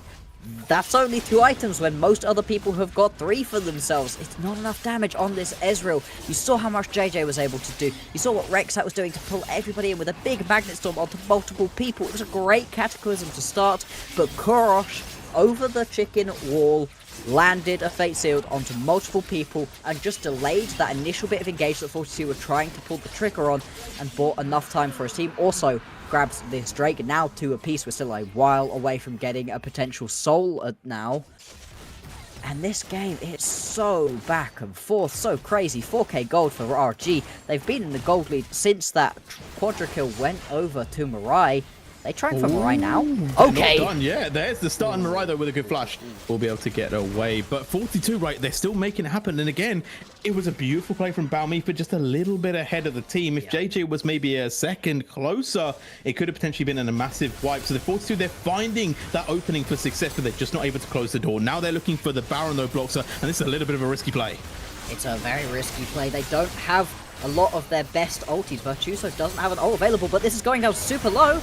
Slice isn't able to get into the pit. The Magnus Storm holds them back, but Karosh is diving forward. Chrissy in a bit of trouble here, trying to stay at the back of the pit. Gets the kill onto the Yone. Will be picked up, but it's a 1-for-1 so far. They're not going to be super sad about that, as now they just have to get members away. JJ and Virtuoso trying to keep their lives.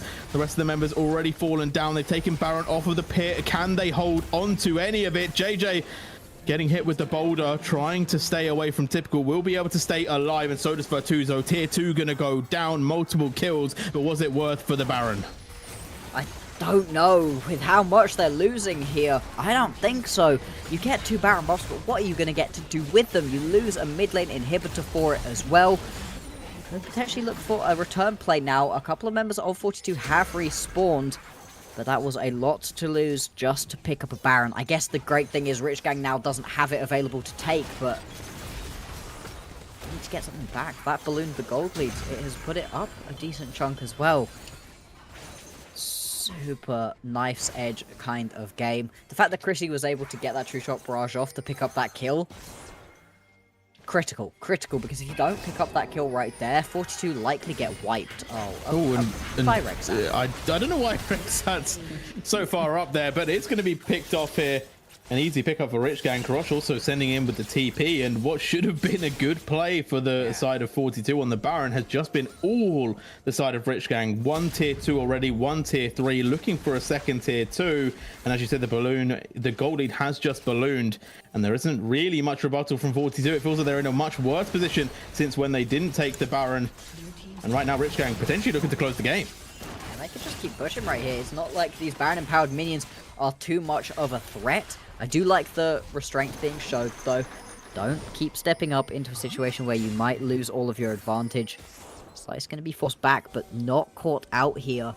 42, they need to get those picks off quicker. That's the second time where Balmeath has instantly gone in, straight on top of Mirai, lands the Cataclysm on top of Mirai, but it's a who's locked in with who situation, because Mirai is just chucking down the ulti once the CC has ended, and because there's no follow-up, because it's just Balmeath going in onto Mirai, just gets shredded through by that bullet time, and it's not working out on these team fights. That being said, they're not as comfortable a team fight as I kind of expected Rich Gang to be winning. It's not the same level of wipe, not since that quadra went over. Other than that, they've been very back and forth, and it just feels like 42 could win this game still, but it's going to take a bit of a miracle at this point. Yeah, I think Karosh has done a really good job of making fights difficult for Chrissy. I think Chrissy has been getting so low off of the start of the fight, and they're not able to really keep pumping out that damage. And as we said, they only really have 2 big damage dealers. Yes, the Gragas is going to do a decent bit of damage, but the Zeri, the Ezreal, that's where you're really looking at it. And if they take out one of them, 50% of the damage is gone. And then there's also going to be a massive issue in taking down picks like Karosh, taking down Slice. They definitely have to try and keep that one in their pocket. Maybe if they can get Virtuoso and Balmeath on the same page when it comes to a dive, maybe they can just eliminate Mirai. Yeah, potentially. And once Mirai's dead, that's a ton of the damage available to Rich Gang gone. But their composition is not lacking for damage. It's a weird one for Balmeath. You do not win that against the Lilia. Managed to get this flag and drag out, but straight into the bullet time. Flash will buy a bit more space as well, but the Lilia is fast. Cataclysm to keep them locked in. But again, no one can pick up this kill. No one can kill off Slice here. And once again, Rich Gang just finding another team fight for free, because 42 find themselves in a bit of a weird position. They take out members in the base, and surely, Bloxer, this is the end of the game. Yeah, this is just going to be the end. Rich Gang are going to take this series 2-1 apiece. There's nothing that Virtuoso can do. Nice flash over the Fate Sealed, I guess, but it is going to be a very small consolation prize indeed. And it turns out when you draft a jungler that's able to play the video game, things go a little bit better. Yeah, team fight as well. Rich Gang came in with a really, really good team fight composition. I feel like it's a big drawing board moment coming out for 42, because what do they ban out of that section? What do they pick up themselves to stop Rich Gang from doing that again? The team fight was clean. There wasn't much opportunity for them to get back into it. I think, again, we could talk about maybe some late game picks coming through, but all in all, just a really good showing from Rich Gang to say, no, we're here to play. I feel like the Lily is going to become a bit of a problem in this series. A blue side first pick, easy option. I feel like if you're on red side, you kind of just need to get rid of it, because if your jungler's allowed to play it, awesome, goes really well. If the enemy jungler's allowed to play it, not going to be a good time. And that's off of what was a great early game out of this Jarvan. 100% kill participation, getting kills across the board. We had some questions about the draft, but if that fight around the chickens doesn't happen, doesn't result in a quadra kill going over, an ace overall, this game probably looks very, very different. But there was a big swing in gold all of a sudden, and even with all of that early aggression and all of those well-executed plays early on out of the Jarvan, the team never got that far ahead. The gold never ballooned. It was never like they were pulling away from Rich Gang, and Rich Gang, they just kept in it, kept plugging away until their composition that was great at team fighting got to team fight. And I think realistically, maybe we have to take a step back at the picks and actually look at early game team constantly kind of throwing away at that 15-20 minute mark, and maybe actually a little bit of cleanliness could come in from the playmaking of both these teams. So we'll see what happens in the next draft. We're going to go to a quick break. It's 1-1 now in the series. It's essentially a best of 3. Who is going to take the third game? You'll find out soon.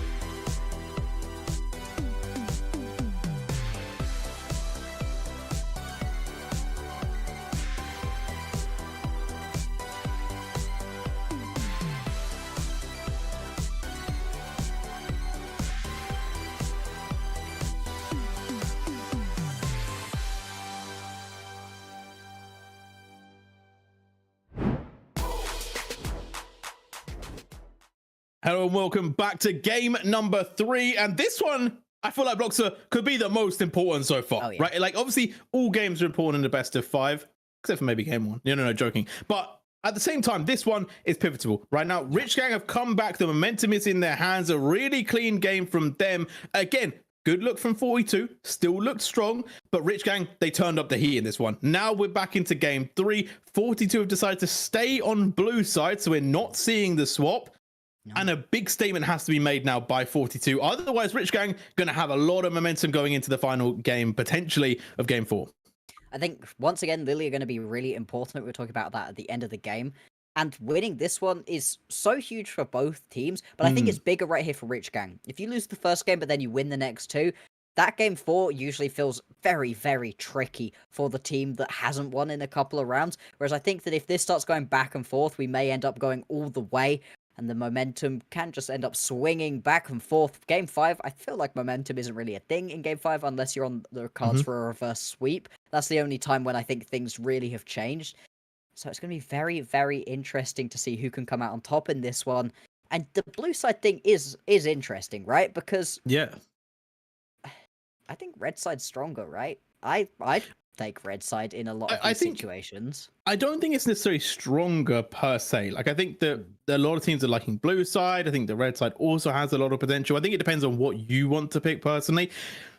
I am wondering if they're saying, you know what, we just won that Lilia. We're just going to blue won it, because they didn't last game, right? 42 could have, and they didn't. They decided to instead pick up the Zeri. I think they even picked up the Zeri in game 1 first. So it's a sentiment of like, they're not B1ing this Lilia. Now maybe they're saying, actually, we are going to B1 this Lilia, and then we're going to play with what we have after. So it is interesting to see how they decide to switch it up, right? I do wonder if 42 are going to go for that, because I do believe if Lilia is open, it will be immediately picked if it's available for Rich Gang. We've seen just how incredibly strong it can be. And for Rich Gang, do you have enough available bans to be able to get rid of it? Because then you're going to be leaving some of the other really strong pickups on the board. Right now, the bans I wish we saw pretty Aurora, standard. man. I'm sad that we're not seeing Aurora. It's so fun. I hate it. Then again, it has been wrecking me in solo queue, so that might just be me being a bit sad about getting destroyed by it. Yeah, well, that's what you get for playing a champion with no dashes, you know? Like, that's... You know what must be so tilting, actually, as a Warwick player? Like, if you ult, and then she just hits the side of the wall and just pings across. Yeah. Just... I can't ult her. If I ult her, I'm throwing it. But either way, one thing that isn't throwing is 42. They've locked in the Lilia. We talked about it. They've gone for it. They've picked it up B1. We like to see it. The Lilia has been the pick of the series so far. How do Rich Gang answer? They're going to go with that bot lane that was so strong in the last game. Just fight fire with more fire in this situation and just go for another standard teamfight composition. I don't want to see Rich Gang complicate things.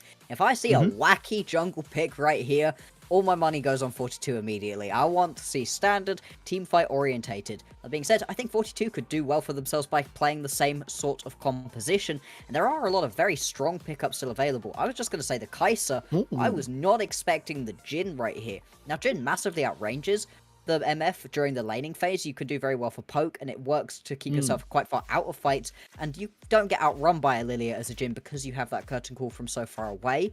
What you want to pair up with it is going to be interesting. The Rel is still available. We've seen how strong it can be at the moment, but at the same time, maybe you want something a bit different. No, okay, it still is going to be the Rel. Okay.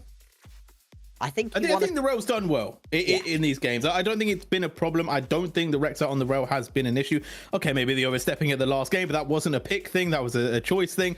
So I think that the Rel all in all has come in pretty clutch. It also does nicely into the Misfortune if you can ult them during their ultimate.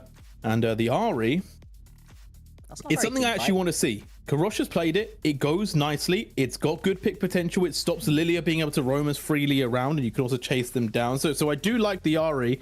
It gives a lot of early potential. And also, if we're looking for invades, Ahri does very well for that as well. Yeah, that's very true. It's not the same kind of wombo combo teamfight pick as the Yone is. It's a lot more about the pick-oriented, land that charm, and then make it work from there. But this is not too bad of a composition to try to play that style into. And because Lilia does kind of run straight at you, that's great for being able to charm her up, make sure that isn't really a play available to Balmeef. It does leave open the jungle pool to be pinched right here for Slice, though. So we see the Viego taken off of the board. I, to be honest, wouldn't be surprised to see the Jarvan also removed, because Slice could pair this up very effectively with the MF, and it's instead bot/mid laners taken away by Rich Gang. You'd obviously expect them to be mid laners at this point, but, you know, things could be weird. I guess Jin could go in the mid lane if everybody's feeling a bit crazy. Yeah, Zeri's still up though, so it does make me think that they're saying, you know, we don't mind playing the Ahri into Zeri. Maybe they're saying we actually don't really care about the Zeri in general. It's not been the difference maker that you believe it is. So maybe they are just content with letting that one through. Varus going to be taken off the table though as well. Just not really open to that potentially going up into the top lane. So going to ban that one away. So with that being said, there's still quite a lot of hot picks available. Right, Casante is still up. Ornn could still be locked in. There's still a lot of potential for the team fight on the side of Rich Gang. And then on the flip side, there's still things like the Camille that could definitely go for that split push style.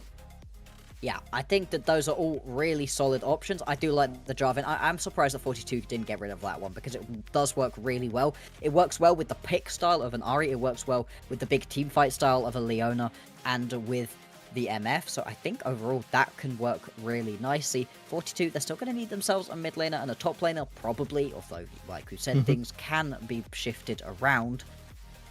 It will be the Tristan. Classic. Now, it's fallen off. It's not as strong as it was before. That being said, it still works really well. I'd love the Cassante here too. I think that that would give you that beefy front line that you really need alongside a Rel. Anything that works as a dive buddy. I don't think Rel works as a single point of frontline engage, but alongside somebody else, that can be incredibly effective. Well, Cassante and Sam both could do that job.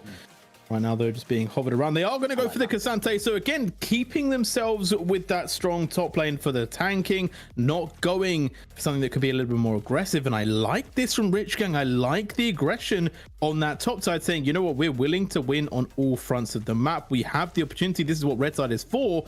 And potentially going to go for the Fiora. There's also a world where maybe Camille gets picked. You think it's going to just swap out? Ah. Alas. That would have been super hype 4 years ago, before all of the item changes came through, before Renekton was just like another engaged late-ish game champion that can do well for itself. It still is pretty hype early on, but not into Cassante.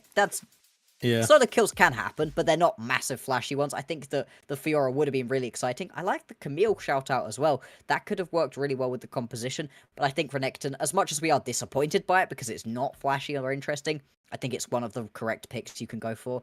As much as Renekton isn't the big early game threat that he used to be, with a flash and a slice and dice, you can still destroy any ADC, especially in a mobile one like a Jhin. So you do still have that backline threat, as well as being a pretty decent frontline, not quite tank, but, you know, bruiser, as he is supposed to be, that works really well alongside the Leona. We were talking about how you like to have a dive buddy alongside the Rel. I think a Leona also likes a dive buddy, and I think the Renekton is a good shout for that. Yeah, we'll have to see how this one plays out. I don't love Renekton. You know, I mean, I kind of wish they like did something a bit different with Renekton. I feel like my general standpoint on things like this is, I think if a champion is played like for years and years and years and years in League, they should just change it. You know, they should just switch it up, do something to it that makes it kind of switch up. Because I feel like, man, we've been seeing Renekton for time. Like, you know what I mean? Like time. I'm saying like the whole time I've been casting, Renekton top has been completely viable with no issues. And I want to see something different, man. I want to see something new. Maybe we'll just replace it with something actually just better. You know, like just do what Seraphine did to Sona, you know, to Renekton. You know, just bring like a slightly different lizard, like Komodo dragon-esque, you know, less alligator. Like looks exactly the same. Also from Shurima. Just let's do Renekton but left. I like that. I like that. Well, who knows? Maybe the design team will hear me. Maybe they'll go for that. But right now we have Renekton in the game. We'll have to see how this one plays out. Rich Gang, not the same fear factor on the team fight, but still very strong. And then Lilia in the court of 42. Yeah, I mean, the Lilia, we were talking about it a lot at the end of the last game, at the beginning of this one. It's so ridiculously strong, but once again, it's the calculation. How much can you do early on for Slice before the Lilia takes over the game and gets super strong? Because you have a team that you can really play around both early and scales pretty well into the late game. But I think 42 are taking this late game. Overall, their champions just scale better, look a lot stronger once we get further into it. So you've got to get things going as early as possible. We saw how Balmeef was able to do that in the previous game, and it still didn't work out for him. That being said, they did make a bad decision. Kansuke getting chased around here, has friends.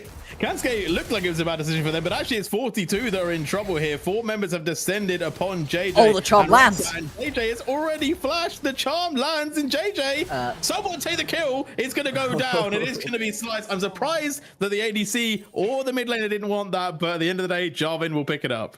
Kurosh had an auto attack flying in, but Slice didn't know that and was watching the kill walk away from him right in front of his face. I'm not surprised that Slice ended up picking that one up. And to be honest, I don't mind it that much. It's unfortunate that it took long enough to chase JJ around that now Slice isn't going to be able to get back to base, take a reset, and get involved that way. So doesn't get to use that early gold. It's kind of a shadow gold set in his back pocket, but not actually effective yet. But still, good early kill. Nice start for Rich Gang if they do want to continue on with the momentum. It doesn't really cost JJ anything, though. Yeah, for a slight second there, I was like, JJ's going to get out. And that would have been insane. That would have been insane. But it doesn't happen. And right now, we do have the Jhin in the lane now. So definitely a little bit of an interesting one, right? Nice grenade bounce to start us off. Because I feel like Jhin very underplayed, right? I talk about Renekton always being in the meta. I feel like Jhin has his moments, but at the moment, it hasn't been super prominent. No, his... Oh, level 2 though. Level 2, not going to be the one that you want. Although return fire is going to come through. Root is there. Kansuke in a little bit of trouble here. Does have flash though. Does still have ignite. Chrissy with the 4th shot, going to force the flash out of Kansuke, as Mirai also going to have to flash and cleanse. So this time around, 42 gaining control of the bot lane. Something we said about them in game 1 being so good at in the last series as well. Absolutely. Chrissy and Rex, I think, have been our best performing duo in the bot lane. I was going to say second best, but no, I actually think that these two have been the best bot lane that we have seen. And the consistency with which 42 are able to generate leads for Chrissy has been incredibly impressive, and I would not be surprised to see that continuing on now. Jhin scales super well into the late game, but you can also get effective and aggressive with him early on, which we have been seeing as the top laners really are duking it out. That's pretty low health bars on both of these guys. Yeah, no ignites either. Typical, I think, slightly having the tower shot. Not if they get knocked behind the tower. Typical, though, with the level up, level 4, giving them an extra bit of HP. So Virtuoso cannot make the aggressive play. And Typical now going to stun him under the tower. A bit of damage. Tries to flash forward. The damage, the flip, the knockback, the tower. Virtuoso makes the outplay. What a lad right there, making that play happen. Typical, the aggression. I mean, I know that the Renekton begs you to do things early on, but that was a little bit of a step too far. After that tower shot hit, I was like, right, they're going to back out. Did not make that decision, though.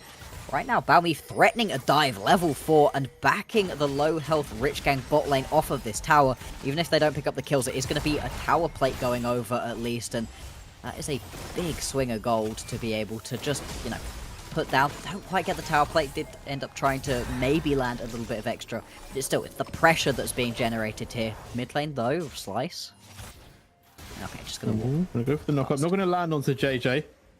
I was thinking about the new Renekton would have got away with that, you know. Renek Kilo, not Renekton. As right now, we are seeing that Renekton have a bit of a problem. I will say it was a really nice play from Typical. You know, like the wave is pushing. If you get that kill, you put a massive, massive lead over Virtuoso. And they still do have the TP. So they have managed to stabilize quite nicely. As right now, oh, nice. Producer saying Renek 2. That actually works out really well. I like that a lot. It is very true, though. Like, a Renekton of 3, maybe even 2 years ago would have picked up that kill, right? This version doesn't do quite the same amount of damage. It's been traded into still being relevant in the late game, whereas the old version really doesn't do anything in the late game in the same way. It's not being picked as the...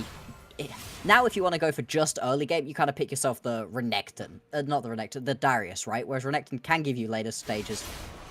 But it does mean you aren't as strong in that individual bit of fighting. And yeah, giving up that kill definitely feels bad. And with that Bramble Vest already completed for Virtuoso, That's really nice. That makes this lane a hell of a lot easier to play out. You're a lot less worried about Typical. Well, especially if you get engaged on when you're level 6 and they're level 5. Typical choosing to immediately opt out of that trade for good reason. As right now in the mid lane, we do have supports roaming up. Junglers also in the near vicinity. I think Slice could definitely make something happen as Karosh does manage to hit level 6, looking to potentially get that charm down. Will land it onto Rek'Sai, and Rek'Sai taking so much damage, jumps away, but is not able to get out just yet, though still alive. Will finally make it out. The damage onto Karosh lands, and now the 2v2 begins. Slice with the damage, able to get a lot onto Balmy, picks up the kill, and JJ fighting for their life, cannot find the last little tick of damage needed, and Slice going in, takes the tower shot, the flash away, will get the kill, but it is answered by JJ's return. Oh my lord, picking up a kill right there was Slice with the flag. Not even the flag and drag, just the flag to secure one of those kills. Playing incredibly aggressively as you need to. Top laners though continuing to duke it out. And this time, okay. Yeah, good he's not going down. Good now. restraint. Understands. Typical has been scarred by that previous play. It's like, nope, I am not getting caught under this tower. Not something that Slice was saying though. Mirai getting super caught right here. Mirai doesn't even get have the to tower. Shot. Yeah, just going to be able to pick that kill up nice and easy. And right now, the game is hectic. Oh yeah. That's how I would describe it. 400 gold lead though to 42. They're now going to get onto that dragon, and overall, I think they're feeling a little bit better, because the one downside for Rich Gang is that Jarvan has 3 of the kills. Yeah, I mean, you want to get proactive as a Jarvan, right? You want to be picking up as many kills for yourself as possible, but that being said, what you don't want... Yeah, you want to be picking up tons of kills for your team. You don't want to be the one with all of them in your back pocket, and that does mean that these individual laners are not in anywhere near as strong a position as they would really like to be. We do jump into another pause, unfortunately, but again, this is a really crucial point in this game right now. The gold is... It's a little bit of a gold lead for 42. I feel like the seal is giving the face of like the mid laner or the ADC when the jungler who's like not scaling takes all the kills, you know? It's the feeling of Kurosh when that auto attack was flying in and then Slice took the kill. Oh man. Alright, out of the replay we go. It is going to be a Drake picked up for 42. It's been pretty crucial Drake so far in this series. Oh, we didn't see that move, don't worry. Right now, I do agree. Drakes have been important, right? Drake's always important, especially because both these teams love to team fight, right? It just makes it so much easier for you to get a team fight going by forcing your team to face into you. So with that being said, Typical, I feel it. I feel like they're looking for it, you know? They're going to get a bit of damage onto this tower. I was thinking, do they maybe go for the dive here? They bring in Slice up as well. This could potentially be a good setup for the 2-man as Typical. Getting quite a bit of damage onto Virtuoso. Slice is in the area, but the Lilia is also pretty close. Valmeef going to make their presence known there with the Swell Seed. Although, Slice stepping forward. Karosh joining for the play here. And we talked about it. This is the Ahri, right? Really good at making those rotations. Really good at invading. And we talked about how to play against Lilia. You want to get aggressive. Get into their face. And that's exactly what the Ahri allows. It does at least dissuade that kill from going over, Balmeef being in the area, but you're right. Having Kurosh being able to roam around that much quicker is huge, and has played a decent Ahri game so far. Not a ton of kills, obviously. Would have really liked that first blood, to be honest.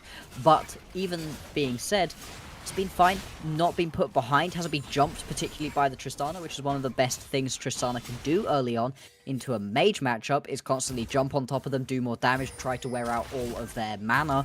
Not really been the case in this matchup so far. We see Slice is going to be picking up some more of these grubs. Getting a decent amount for the team right here. Gonna get the first 3. And with the kills 4 apiece, the gold a little bit in the advantage of 42. Once again, an early game that's been very close, very back and forth. That sidestep was nasty from JJ. Oh my days. Okay, the confidence. Just absolutely no fear of that charm landing. And all in all, as you said, 42, definitely having that nicer early game. Again, it's only 500 gold separating these two teams, so it's still very, very close between them all. But expecting a lot of pressure to be put mid, a lot of pressure to be put bot, especially around these towers to try and whittle down those platings, get that extra little bit of gold here and there. As Mirai is falling quite far behind in CS over Chrissy. Oh, and this could potentially be a dive angle with both of the Rich Gang bot lane members crowded underneath the tower and Balmeath in the area. They could go for this. It looks like instead it's just going to be a little bit more invading happening. The CS gap is pretty big between Balmeath and Slice right now. Despite the fact Slice has been able to steal away a couple of camps, the Lilia just farms that much faster. It's part of why you need to get so many kills down for your team as the Jarvan early, because you will get out-farmed eventually. But as things hit a little bit of a lull state, individually, there's really not that much separating these two teams. First item is going to be completed for Slice, has gone towards the Eclipse, so does want to get a bit more aggressive.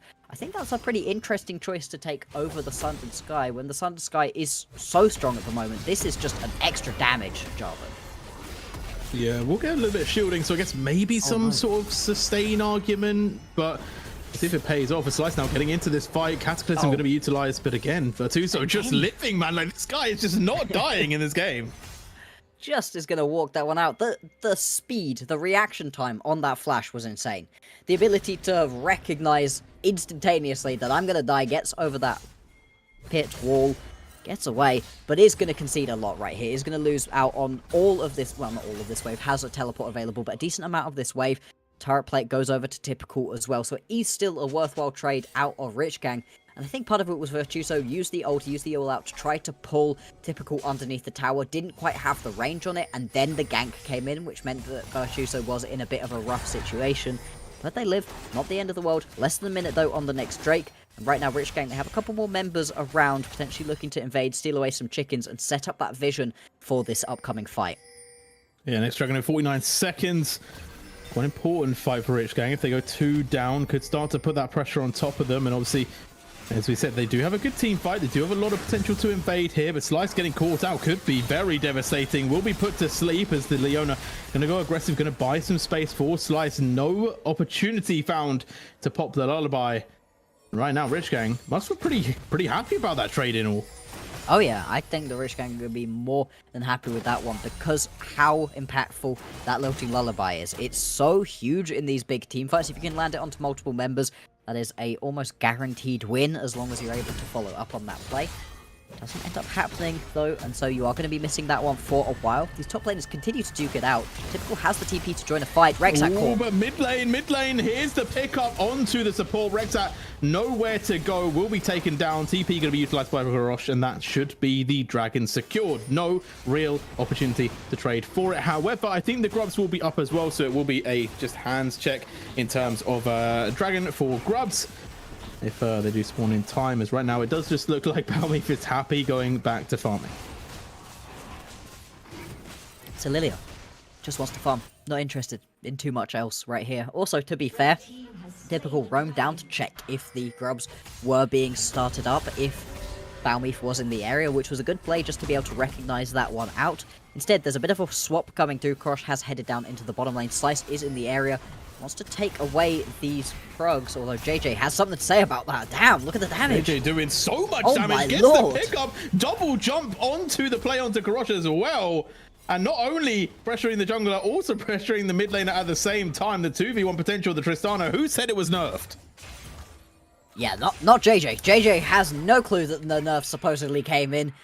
I do not think that Slice was expecting to just die there, but that's the trade-off when you pick yourself up that Eclipse. If you're not straight up landing the damage, if you're not pressing all of your buttons to pop off a shield, you just lose that one. And we saw it with how quickly JJ was able to grab that kill. Fully completed Bork is going to be helping that along pretty significantly. Is now Balmeath caught out. Does have the flash, uses it over the pit, but that leaves Virtuoso in the bad spot. Yeah, Virtuoso in a rough situation here, will just be picked up. No real rebuttal available for 42. And I gotta say, Blocks are right. I said it, I think, the other day on cast. It's like people were talking about Tristana's nerf now. It's not as good, but at the end of the day, like, wasn't it just kind of changing the Q attack speed a little bit, which obviously does definitely play a big role, but it's still Tristana, you know, like it's not been one of the most dominant picks in the meta for like a few months for no reason, you know. I mean, it's like it's strong, as we are seeing another strong play from 42. They're catching up Rich Gang in their jungle. Slice is burning down, will not fall, but here's the curtain call. Just not going to land. And Rich Gang skate themselves away, as I do believe Kansky not going to be able to survive. Nope, it is only 1 kill going over 442. They're going to be happy to pick that one up, but would have preferred getting a kill onto a priority target. Well, used to flag and drag out of Slice to be able to survive, and it is going to result in a Herald going over to Balmeef. Decent tower pressure on the mid lane as well. I don't know that this is going to go down with Mirai in the area, although actually doesn't have the wave clear at this point in the game to be able to stop that tower falling. Could potentially have used the bullet time, decides not to. And this is a big flow of gold into 42's back pockets. Up by about 1,500. It's kind of the biggest lead that we've seen in this game so far, which is surprising. 15 minutes in. Usually one team has established themselves as the dominant party. Not really the case so far. 2 items, though, completed onto JJ, and that is kind of the biggest problem. You're so right, the nerf was significant to stopping Tristana from being busted, but she's still really, really good. She's still absolutely a strong champion to be able to pick, and I think people have been a little bit too quick to move away from this Tristana, especially to pair up alongside Lilia. That combo works really well. The AD AP, it just goes crazy. The potential for the towers, the split push potential, it does everything that you would want.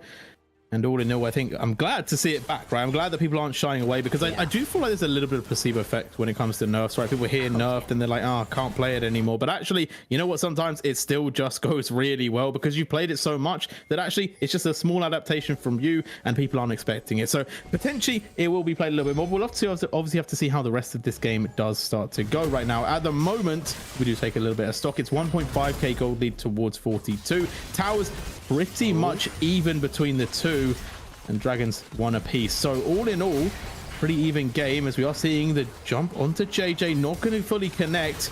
As now the fight right next to this red box. Light's going to be in a bit of a tough situation, but a nice bullet time over the top will secure 1 kill, and Rich Gang really able just to step this one up. Balmeef looking for the return kill, gets taken down, and Rich Gang showing the power of this misfortune once again.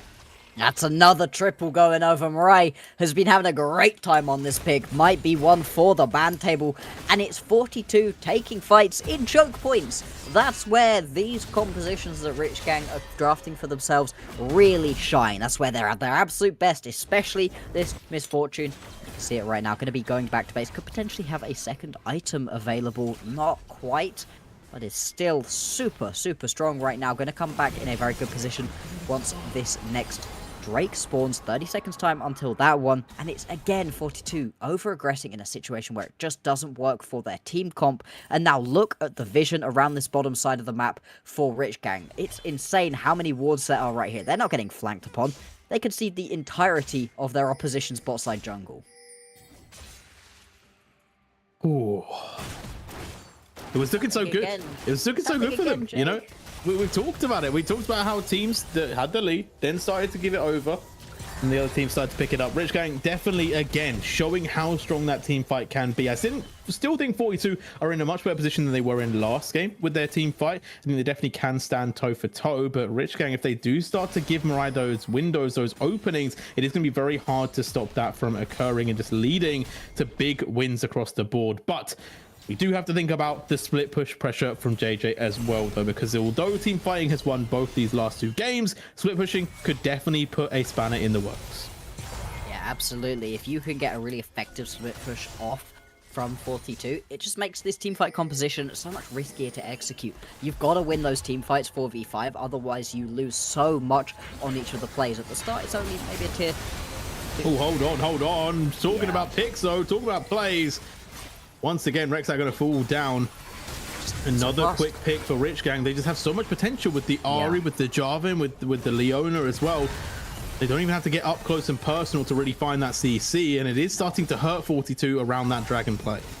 And it was somebody walking around in the bit of vision that 42 have got for themselves. It is now going to result in the Drake going over to Rich Gang. Only their second, so it's not like we're hitting sore point right now. But it is going to be a nice pickup. Ocean is always going to be great, and it will just give Typical that much extra whilst in the side lane. Same thing with Kurosh, when they're trying to split push, get some extra gold income for the team. And all of this action, still a minute until the Baron is going to be spawned. Haven't even hit 20 minutes yet, and there's still quite a lot of outer towers remaining too. Seems like right now, 42, they take issue with this top lane outer tower remaining, and Typical being there could end up in a bit of a risky spot. Yeah, Renekton finally getting bullied a little bit by the Cassante. Will just be able to clear the wave though, and that isn't going to stop them from taking the tower. Vertuzo gets the pick up, and now Mirai is up in the top side. They need to be careful because it's actually a 3 versus 3. In comes Karosh. A lot of damage onto Vertuzo. Will take them down, and the rest of the team is already here. Bullet time over the top takes Chrissy to half HP. As JJ jumping out of the fight finds one and can leave, and now Rexat trying to do the same. Kansky on the chase. Can they get into range? Zenith Blade will be crucial here. Looking for the lockdown. Gets the solar flare. The Zenith Blade dives in. The damage, the stuns. It's all there for Rich Gang. They're looking to pick up piece does it get on the wall? Another is gonna fall, and Rich Gang are so dominant in these team fights. Yeah, they just know how to use this pick composition through. And that fight, it came off of a lot of aggression out of 42. How many times have I said that, right? 42 aggression results in kills to Rich Gang. They forced onto the tower in the top side. I get that, but Virtuoso thought we're going to go fight now, right? Maybe hadn't spotted that the rest of Rich Gang had also rotated up to the top side of that fight and ends up going down. And that's a lot of your early tankiness just gone off of the board, no longer available to try to play with you, and it makes it so much easier for Rich Gang to play. Now, usually, when you say the phrase zoning ulti, it's an insult, right? Zoning ulti is an insult, but in this situation, Mirai, that bullet time, was genuinely perfect to just push everybody back, because there was a moment, whilst Rich Gang was still in rotation, that 42 found an angle and potentially could have gotten on top of Mirai, got a kill, maybe killed Kurosh here too, but the good bullet time out of Mirai pushes everybody back. Sure, doesn't land that much damage, but it buys enough time for Typical to get into the team fight, for Kansuke to get involved and start landing abilities, and it was just a well-executed fight overall for Rich Gang, and it's given them another little bit of a lead in this game, still though, very even in the gold. So close between these two teams, but it does feel like Rich Gang are starting to edge themselves ahead. As you said, they're turning around a lot of these team fights, and they always just seem to have that extra level that they can pull out, right? The ultimate's just coming in a little bit more clutch. The play is just a little bit easier to make. And Mirai completely untouched in most of these, and I think that's the big proponent, right? We need to kind of see some sort of activation from 42 to get into that backline, get pressure onto this Misfortune, because if Misfortune can just play back to front to back, they're quite happy to do so and will absolutely obliterate. Yeah, I mean, if you can just sit in there, play out this fight nice and easily, like I said, should go well. At this point though, Baron's still on the cards, obviously a while until we get the next Drake. Rich Gang trying to push onto this mid lane tier 1 tower. They've got a good push here. There is always the option for a re-engage. Here's a big ultimate though. Magnet Storm over the top of there. The bullet time just burning through. The Cataclysm is cage, and goodbye to anyone in it. Rexat now trying to run away, and once again Mirai completely untouched, but now JJ looking for the play, could potentially get a couple resets here. Typical just buying a bit of space, taking forward the culling, the shots to the face. The curtain call was not enough, and Typical will finally go down. Now goes JJ, but the knockup is massive. Slice with the rebuttal, but Vertuzo finally puts down the Chrissy in a 2v1 against the support, against the jungler. Can they kill off Slice? They don't have the damage, but Vertuzo still stands. Karosh with the stasis to buy some time. Vertuzo going low now, doesn't have the all-out, gets picked, and Rich Gang finish the fight that they didn't start. Okay. That was a fight and a half. Only Kurosh going to survive. In fact, the fight lasts long enough that both Balmeath and Rexat were able to respawn. And it was a play that looked like 42, they'd found their angle, right? They managed to get in. It's a good Magnet Storm out of Rexat onto multiple people. And then it all goes, not wrong, just sideways for both of these teams. And it kept being that another member would join the fight. It felt like another superhero joining in a big crossover movie where you're like, right, this one's going to end it for them. But then the other team gets another one, and nobody was able to fully come out on top. I guess the winner would technically be Kurosh, but I really don't feel like either of these teams are going to be thrilled with the outcome of that fight. In fact, when we look at the gold, it changed basically nothing. Yeah, exactly. There were so many kills, it didn't really matter. At the end of the day, I think it was 1 extra kill to Rich Gang, right? It was a 4 for 5. Yeah.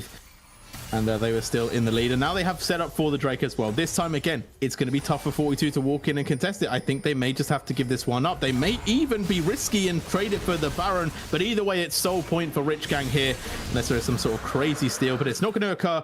Rich Gang pick up that Drake. They set themselves 1 away from Ocean. So One that will be very, very nicely used by Jarvan and the Renekton. And now they find another pick. Balmeep in big trouble, buys a bit of time with the stasis, trying to put a couple members to sleep, gets out a little bit more distance, but now able to put some members to have a nap. Slice goes down. 42, they're trying to regain control of this team fight. They're looking for the plays onto Mirai, but the Mirai is not dead. The Misfortune is still popping off shots. However, this time, so is JJ. Oh no, JJ, no! Obliterated. Chrissy going in next, finds the kill. They finally take down the Misfortune, and they're looking for more. Typical, just trying to buy a bit of space. The charms land. Karosh with a bit of damage back. Rexat has to walk away, and all in all, 42 finally finding a good fight.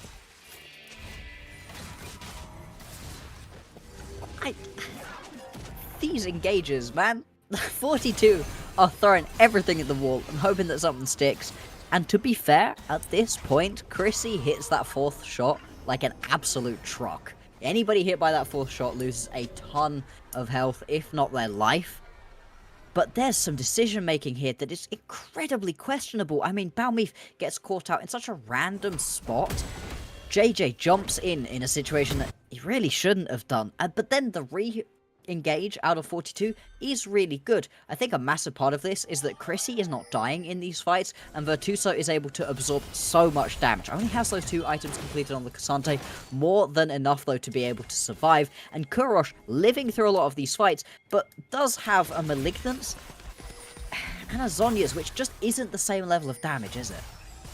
But I will say, Mirai's still a big win factor for Rich, right? We've seen the difference in a couple of these fights. Virtuoso getting onto the backline, JJ able to get into the backline as well, and it has really changed how the team fights are played out. Typical with a little bit of a questionable ult there. I don't know why they decided that Dominus was needed. Maybe didn't see... Baron. Oh, Baron is the potential play here. Rich Gang just on that top side. They bought enough time, potentially, because there's only Rexat near the ward.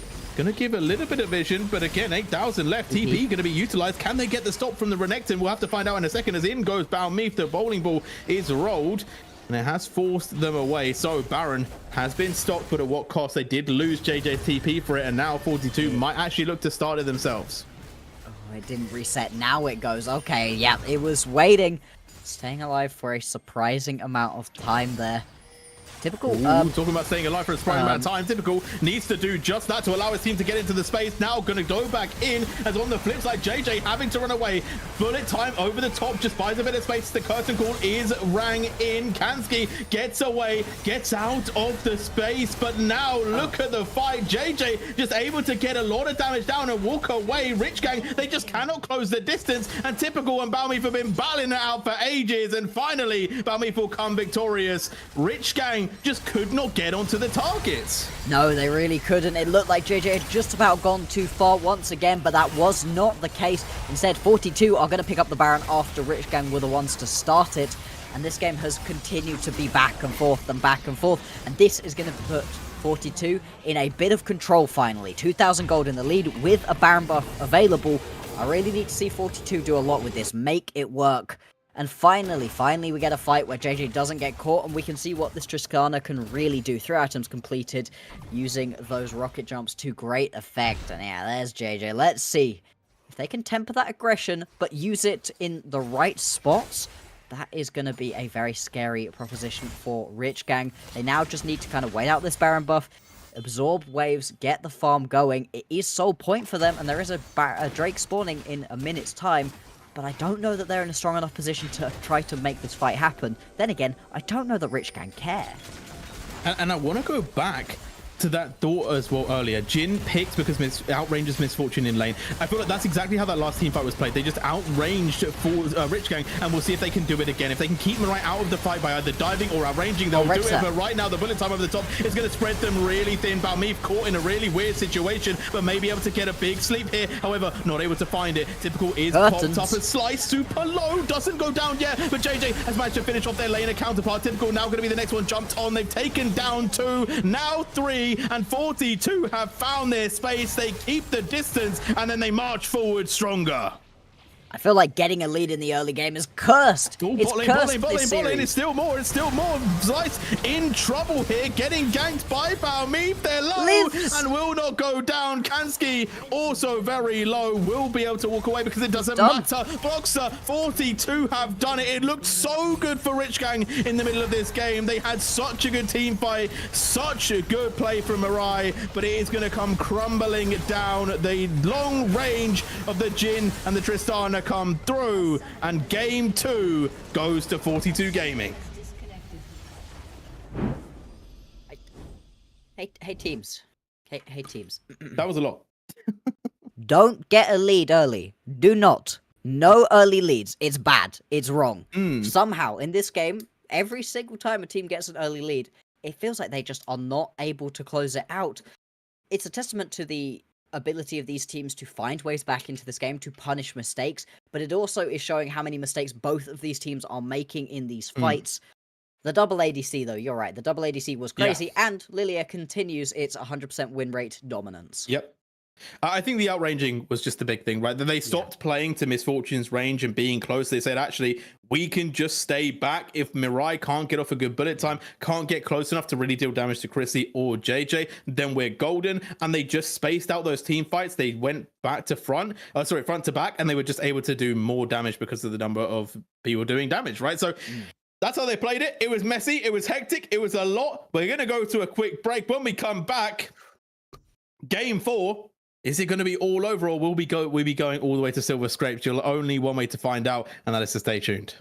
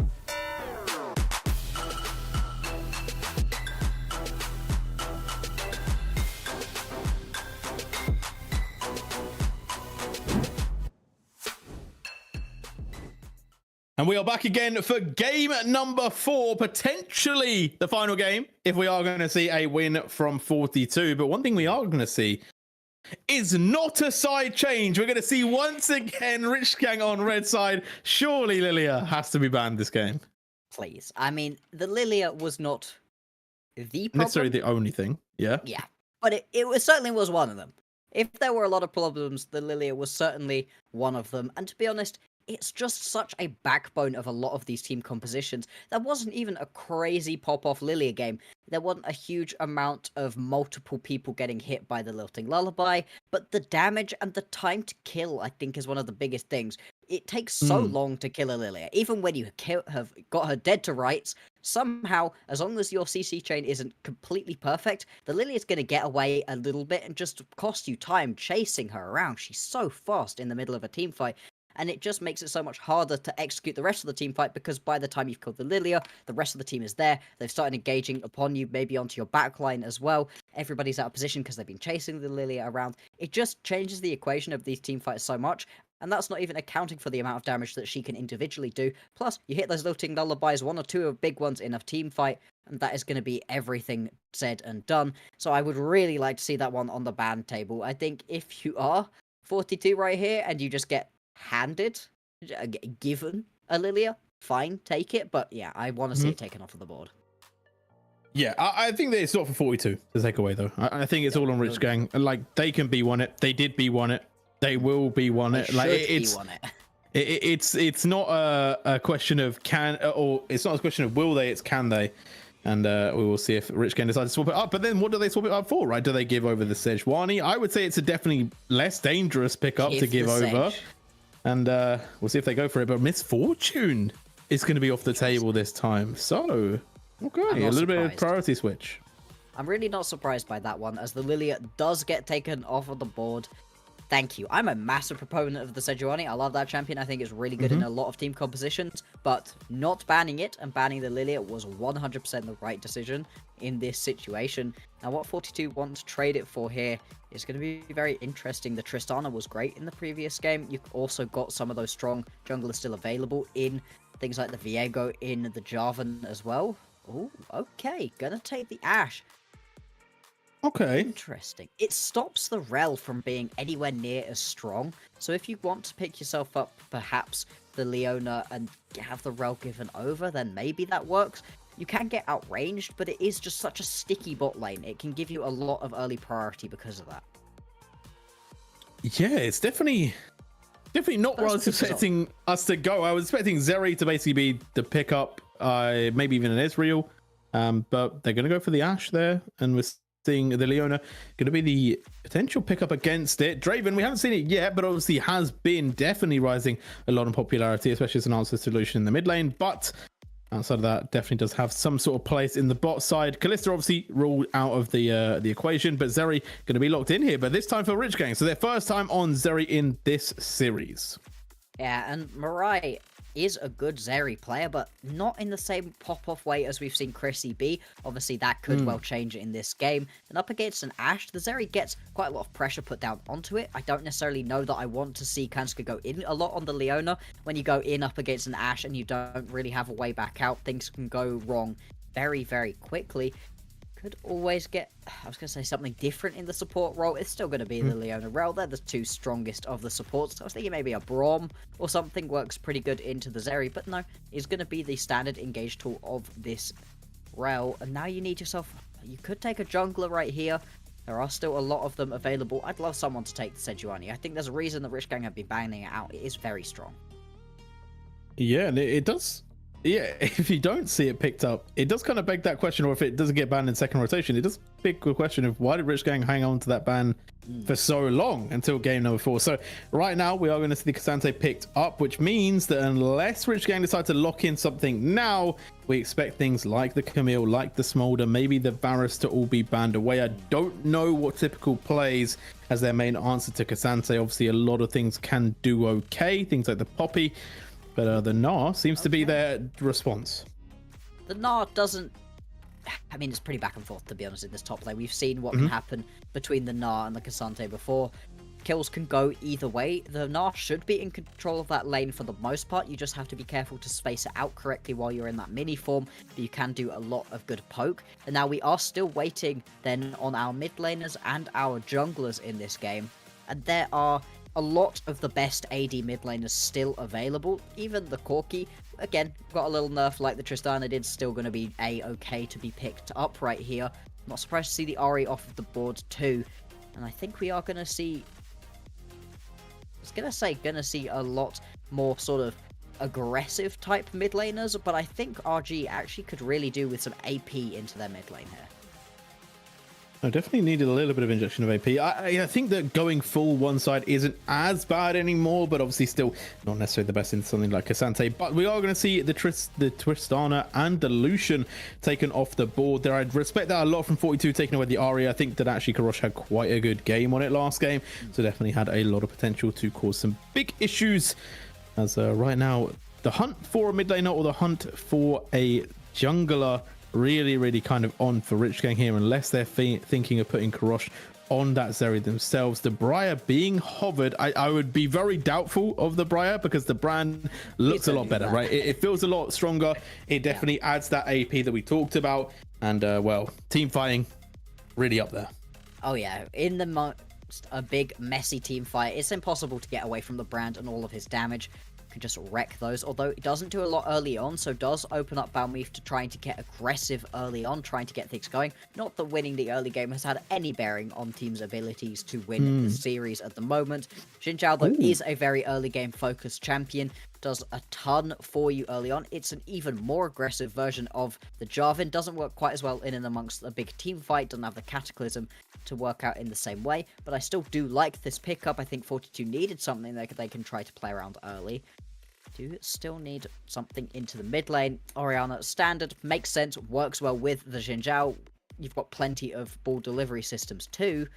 And it does leave this mid lane pick kind of wide open. You're unlikely to pick something that's going to be able to really stop the Orianna, but it's also not going to have too much threat onto it, whatever Karosh decides to take. Yeah, a little bit surprised the 42 have gone like this. I thought they would have drafted a bit differently, but actually they've gone very classic League of Legends. So Yone going to be the last pick up there. We've seen how dangerous Karosh can be on this pick, and I definitely feel like there's a world where once again Rich Gang are setting up for a lot of expectations. They have again a really good team fight. The Gnar, the Yone, two components that they had in game 2, the Leona as well, but now with the Zeri, who unlike the Misfortune doesn't just have that one point and click ult that can kind of just get it done, but can definitely cause a massive issue in these team fights. And they now have the brand, who is just one click away from a lot of your HP going missing. It really is, and once you've got a couple of burns on as well, there's no escaping on low HP. You're going to go down in these fights, and it makes it very scary to try to play these ones out. I think that both compositions have quite a lot of merit. I think it's be very interesting. Once again, we've been watching the junglers a lot, but Balmeef is in another situation where he needs to get things going early on because the Xin Zhao requires kills, is so good at ganking that it would be a disservice to your team to not try to do that, whereas the brand, I guess he can join you for a gank if you've got the setup in your lanes, which you kind of do in the top lane, kind of do in all of the lanes, to be fair, but would much rather sit and farm. Another version of the Lilia, just slightly less annoying to catch, and that could be critical, right? In amongst the big team fights, if you can get a catch onto this brand, he's incredibly killable. You just got to do it quickly before he presses his buttons. Even if the brand dies at the start of a team fight, but lands everything first and then pops, he's still done his job. And that's the sad thing, right? We talked about the kill factor of Lilia. You know, it's slow to kill Lilia. Sometimes it doesn't even matter if you get the kill on Lilia, if that lullaby's gone down. Brand the same. If the pyroclasm is dropped, it doesn't really matter if he falls down. The damage is done. Potentially the team fight is over. But what I will say is that the one thing that I like about 42's comp is that they've gone really old school with the team fight, right? Like they've got the classic League of Legends look here. But I am a little bit nervous about the fact that they do kind of need to get that ball rolling early on, because once again, not that much damage coming out from their composition. No, it's another slightly risky situation right here out of RG where they better land it all. Anytime you have a Zeri, it feels like you can end up with a bit of a dearth of actually having the damage to be able to land through. 42, though, they're not exactly rolling in it either. Well, that's what I'm saying. It's like they've got Jhin, who probably going to fall off, but realistically, it's JJ and Chrissy that are going to do the damage, right? And I feel like there is a little bit of a worry for me where, again, if we go back to game 2, where we saw the Yone, where we saw the Gnar, where we saw the big team fight come out from Rich Gang, there was a lot of moments where 42 just did not have the damage to take them over that one last step. And I feel like a very similar situation could happen here. I feel like 42, they want these fights to go longer, right? Orianna doesn't deal that much damage in one burst beyond the shockwave. Obviously, if you land the shockwave onto multiple people, wonderful, and that's the goal of the fight. But if you land it onto a couple people, get those kills, everybody remaining, you're going to take a while to get through. Same kind of thing with the Ashe. Does a lot of damage over time, but not in big, sudden bursts. And so these teamfights need to go a bit longer. But then again, I think Rich Gang are also very happy for a teamfight to go a lot longer, especially with something like a Yone on the board. If you can weave your way through a fight, healing up a ton as it goes on, then you're going to be one happy mid laner too. I think key focus is getting onto Chrissy. I think in those team fights, if they can get onto Chrissy, then the game will be easy for Rich Gang. If they cannot, well, then 42 should go all the way to the bank. They're going to go for the early invade here. First time we've seen any sort of early game shenanigans here. Balmy quite happy to just flex their early power and take away some camps from Slice. Yeah, and Slice does know that this is happening, should try to steal something else away, but actually I don't think they're going to be able to manage it, and Balmy went towards that Gromp, is now looking for an early gank.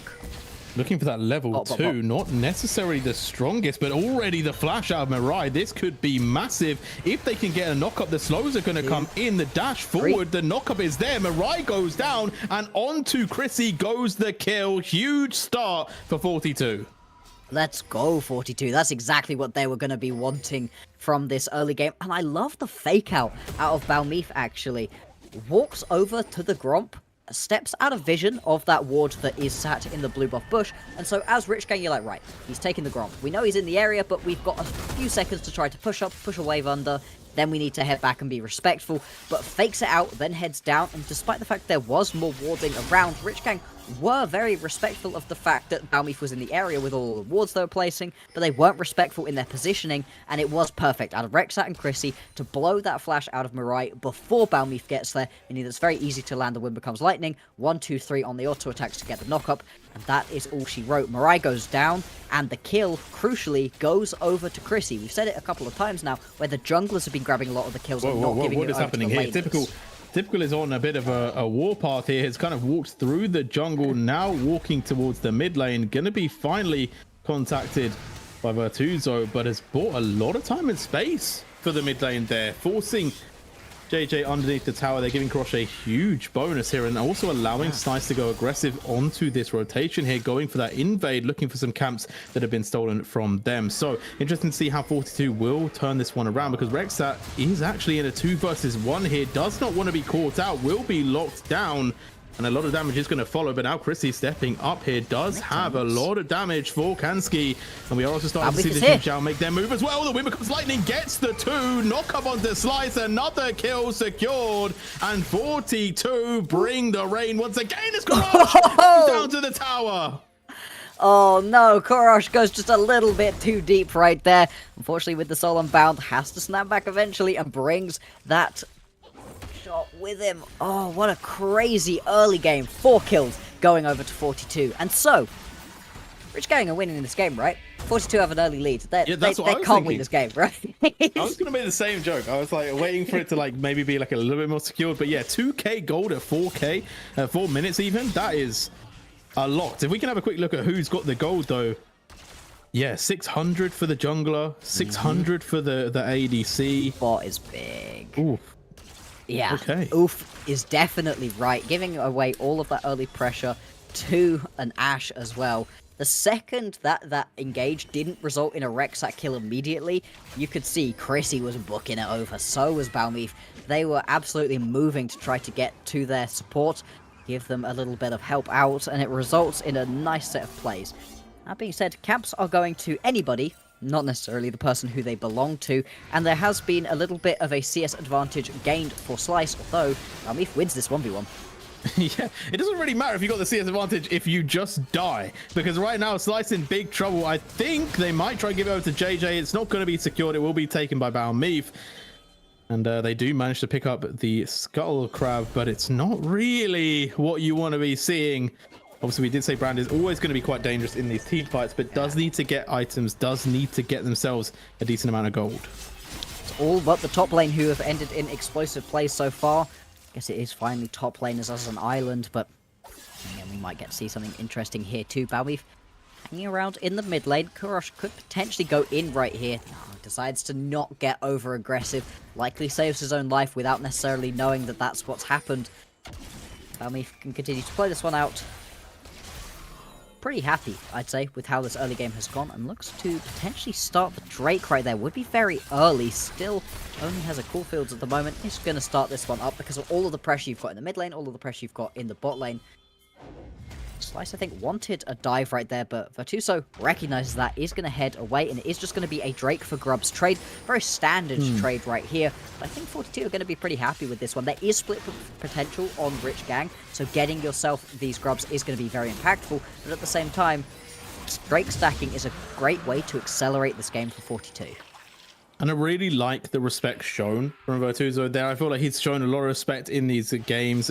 Typical has had a lot of jungle pressure. Slice has been making their way up. So definitely very much more aware since maybe like the second game and not getting caught out too much and just drawing pressure, taking time away and understanding the flow of the game at the moment. As we are going to see, obviously, Slice going for that invade. Xin Zhao isn't going to be too sad about the camps going down as long as they can get more plays and more kills for the team. Yeah, absolutely. If you can just be useful to your team right here, more than happy.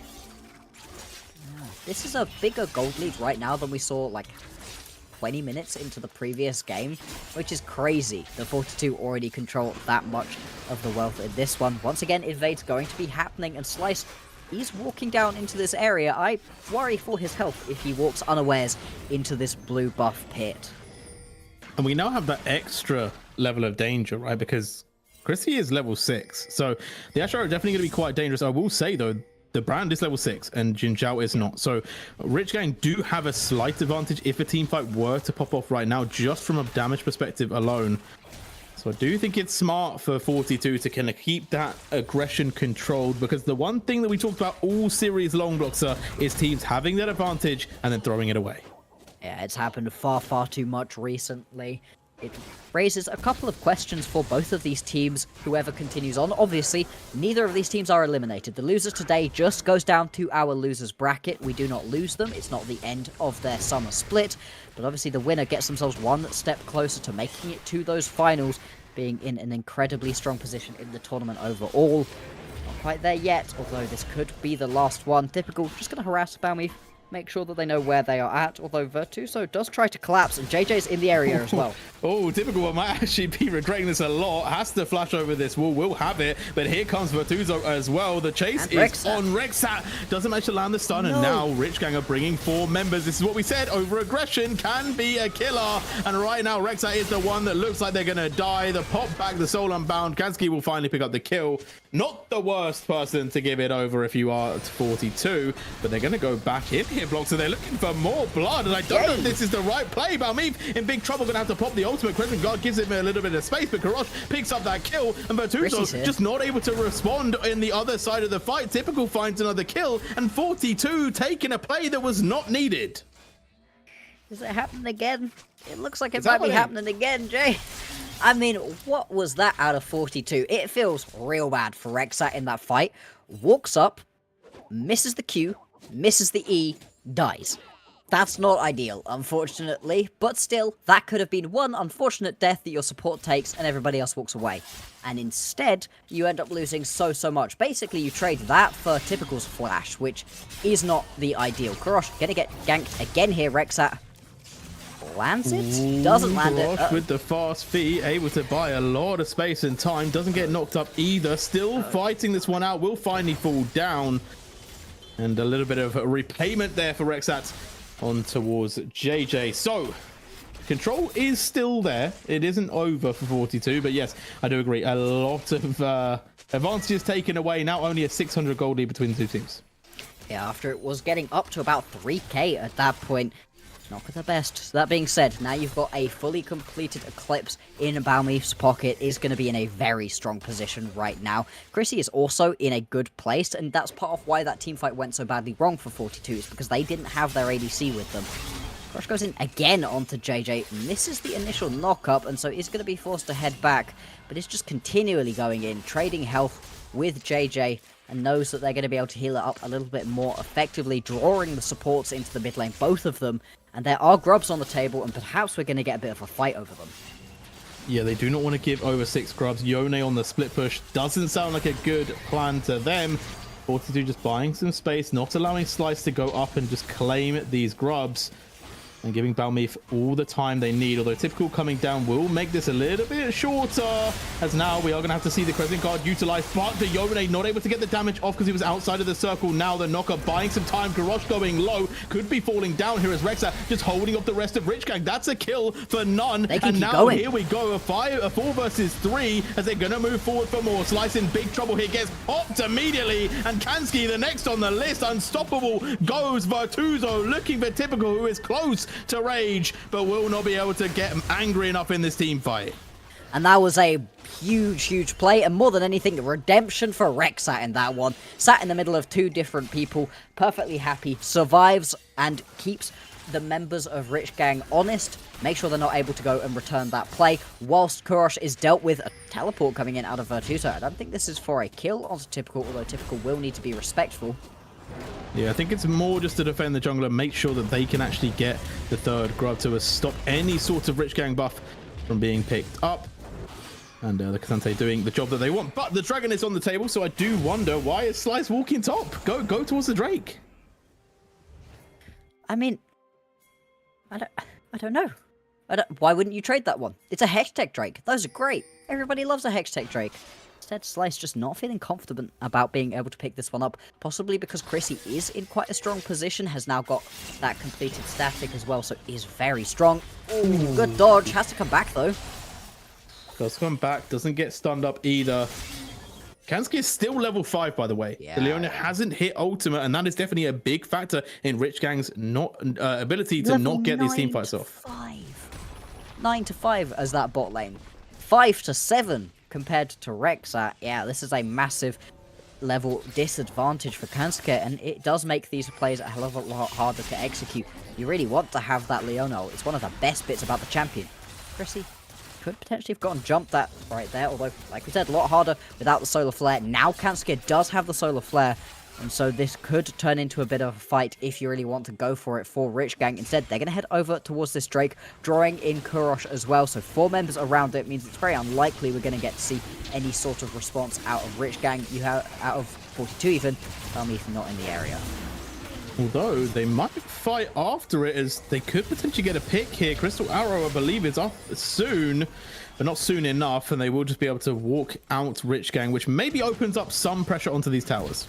Yeah, potentially could try to push onto this bot lane tower, although Kansky and Mirai got away with that fight on relatively high health, aren't going to be in too bad of a spot. You could dive. That is going to be a potential right here, especially with the poke coming through. Oh, but the tower able to do so much. Kansky able to go aggressive here. Solar Flare does come down, but nice flashes away from 42 will keep Chrissy safe.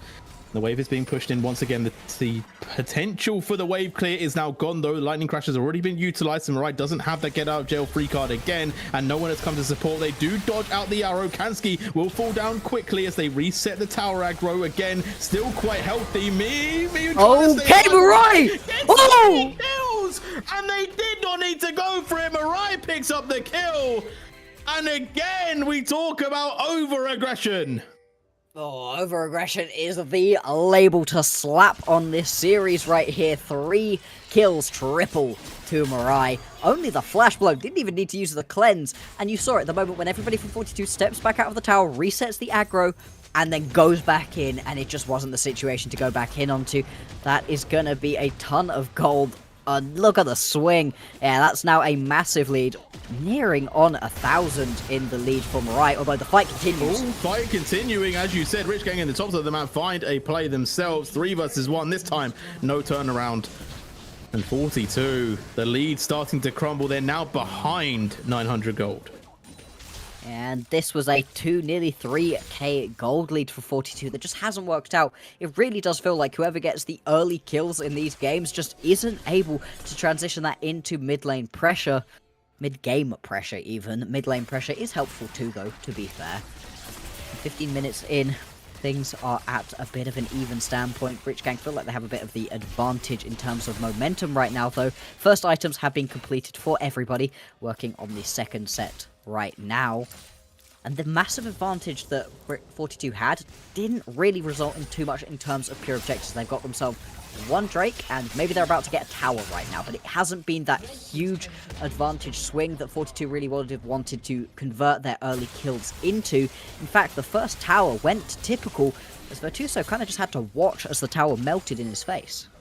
Yeah, and the game is far from over. I think 42 could still bring this one back, but it just feels bad. That's all I can say, Bloxer. You know, it just feels bad to see like a play went their way. They kill Kansky, then they go in for Mirai, and it's just 3 kills gifted over to the ADC. And obviously, Mirai did have to play it well. Definitely was able to position themselves in a good way to get those kills. But again, it's just like we're seeing teams once and once again just step up, get a lead, and then throw it all away. Ooh, Mirai just about going to be able to dodge away from that arrow. There wasn't really a lot of support in the area. If it had have landed, could potentially have been a solo kill. Minute and a bit until the next Drake is going to be spawning. Obviously, we're still a little while away from the Baron, and so it's just about getting this pressure down. Potential dive opportunity in the bot lane, although these keep going wrong. Oh, Virtuoso able to sidestep, goes all out as well, can buy a little bit of time, but the healing is just not going to be enough. Slice with so much damage picks up that kill, and that tower should be secured pretty easily. As on the flip side of the map, we are seeing 42 play the exact same story, but this time Typical is not going to be around to die for it. No, it is not going to be a death, but the Herald does go down into this bottom line. JJ teleports in and is immediately going to have to back off. Gonna lose the tower right in his face. The 3 grubs helping out immensely here too. And as the squad arrives, potentially they can try for a play back. Yes, Balmeef is in trouble themselves. Typical running them down. It should be an easy kill for the Gnar.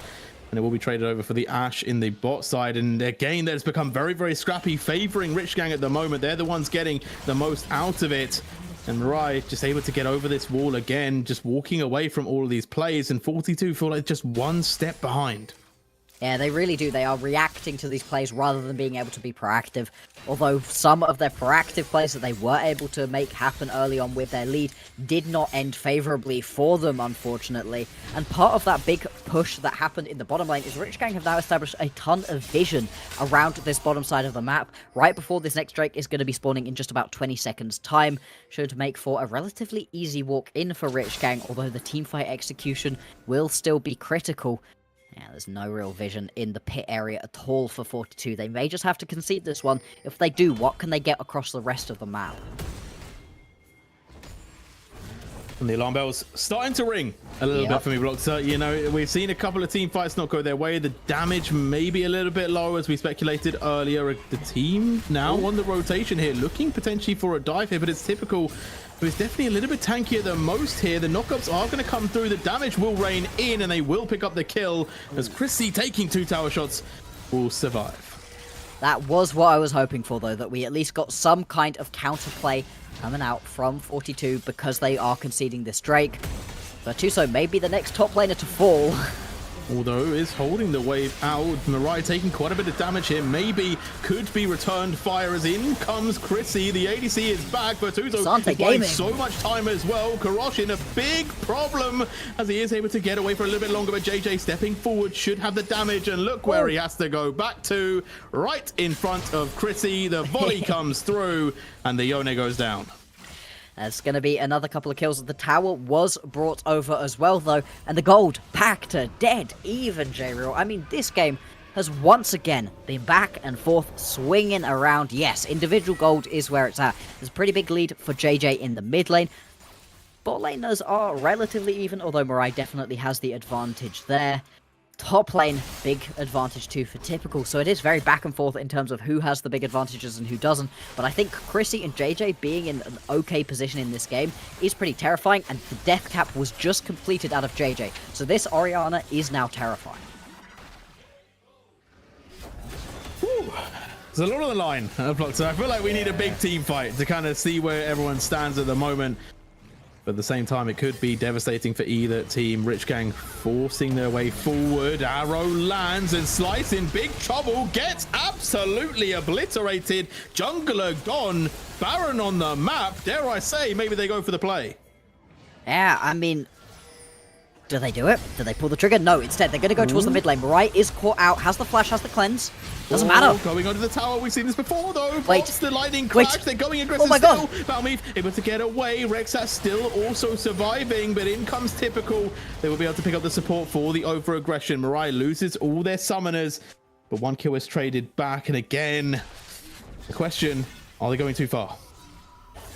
Well, the answer has to be yes there, unless, of course, you manage to get the next big kill onto Mirai in amongst a big team fight. Once again, we're seeing tier 2 towers getting shredded through. You said about the split push potential of a Yone, and at this point, with 1 item completed, can be dealt with by 1 champion. Not killed, but at least stopped.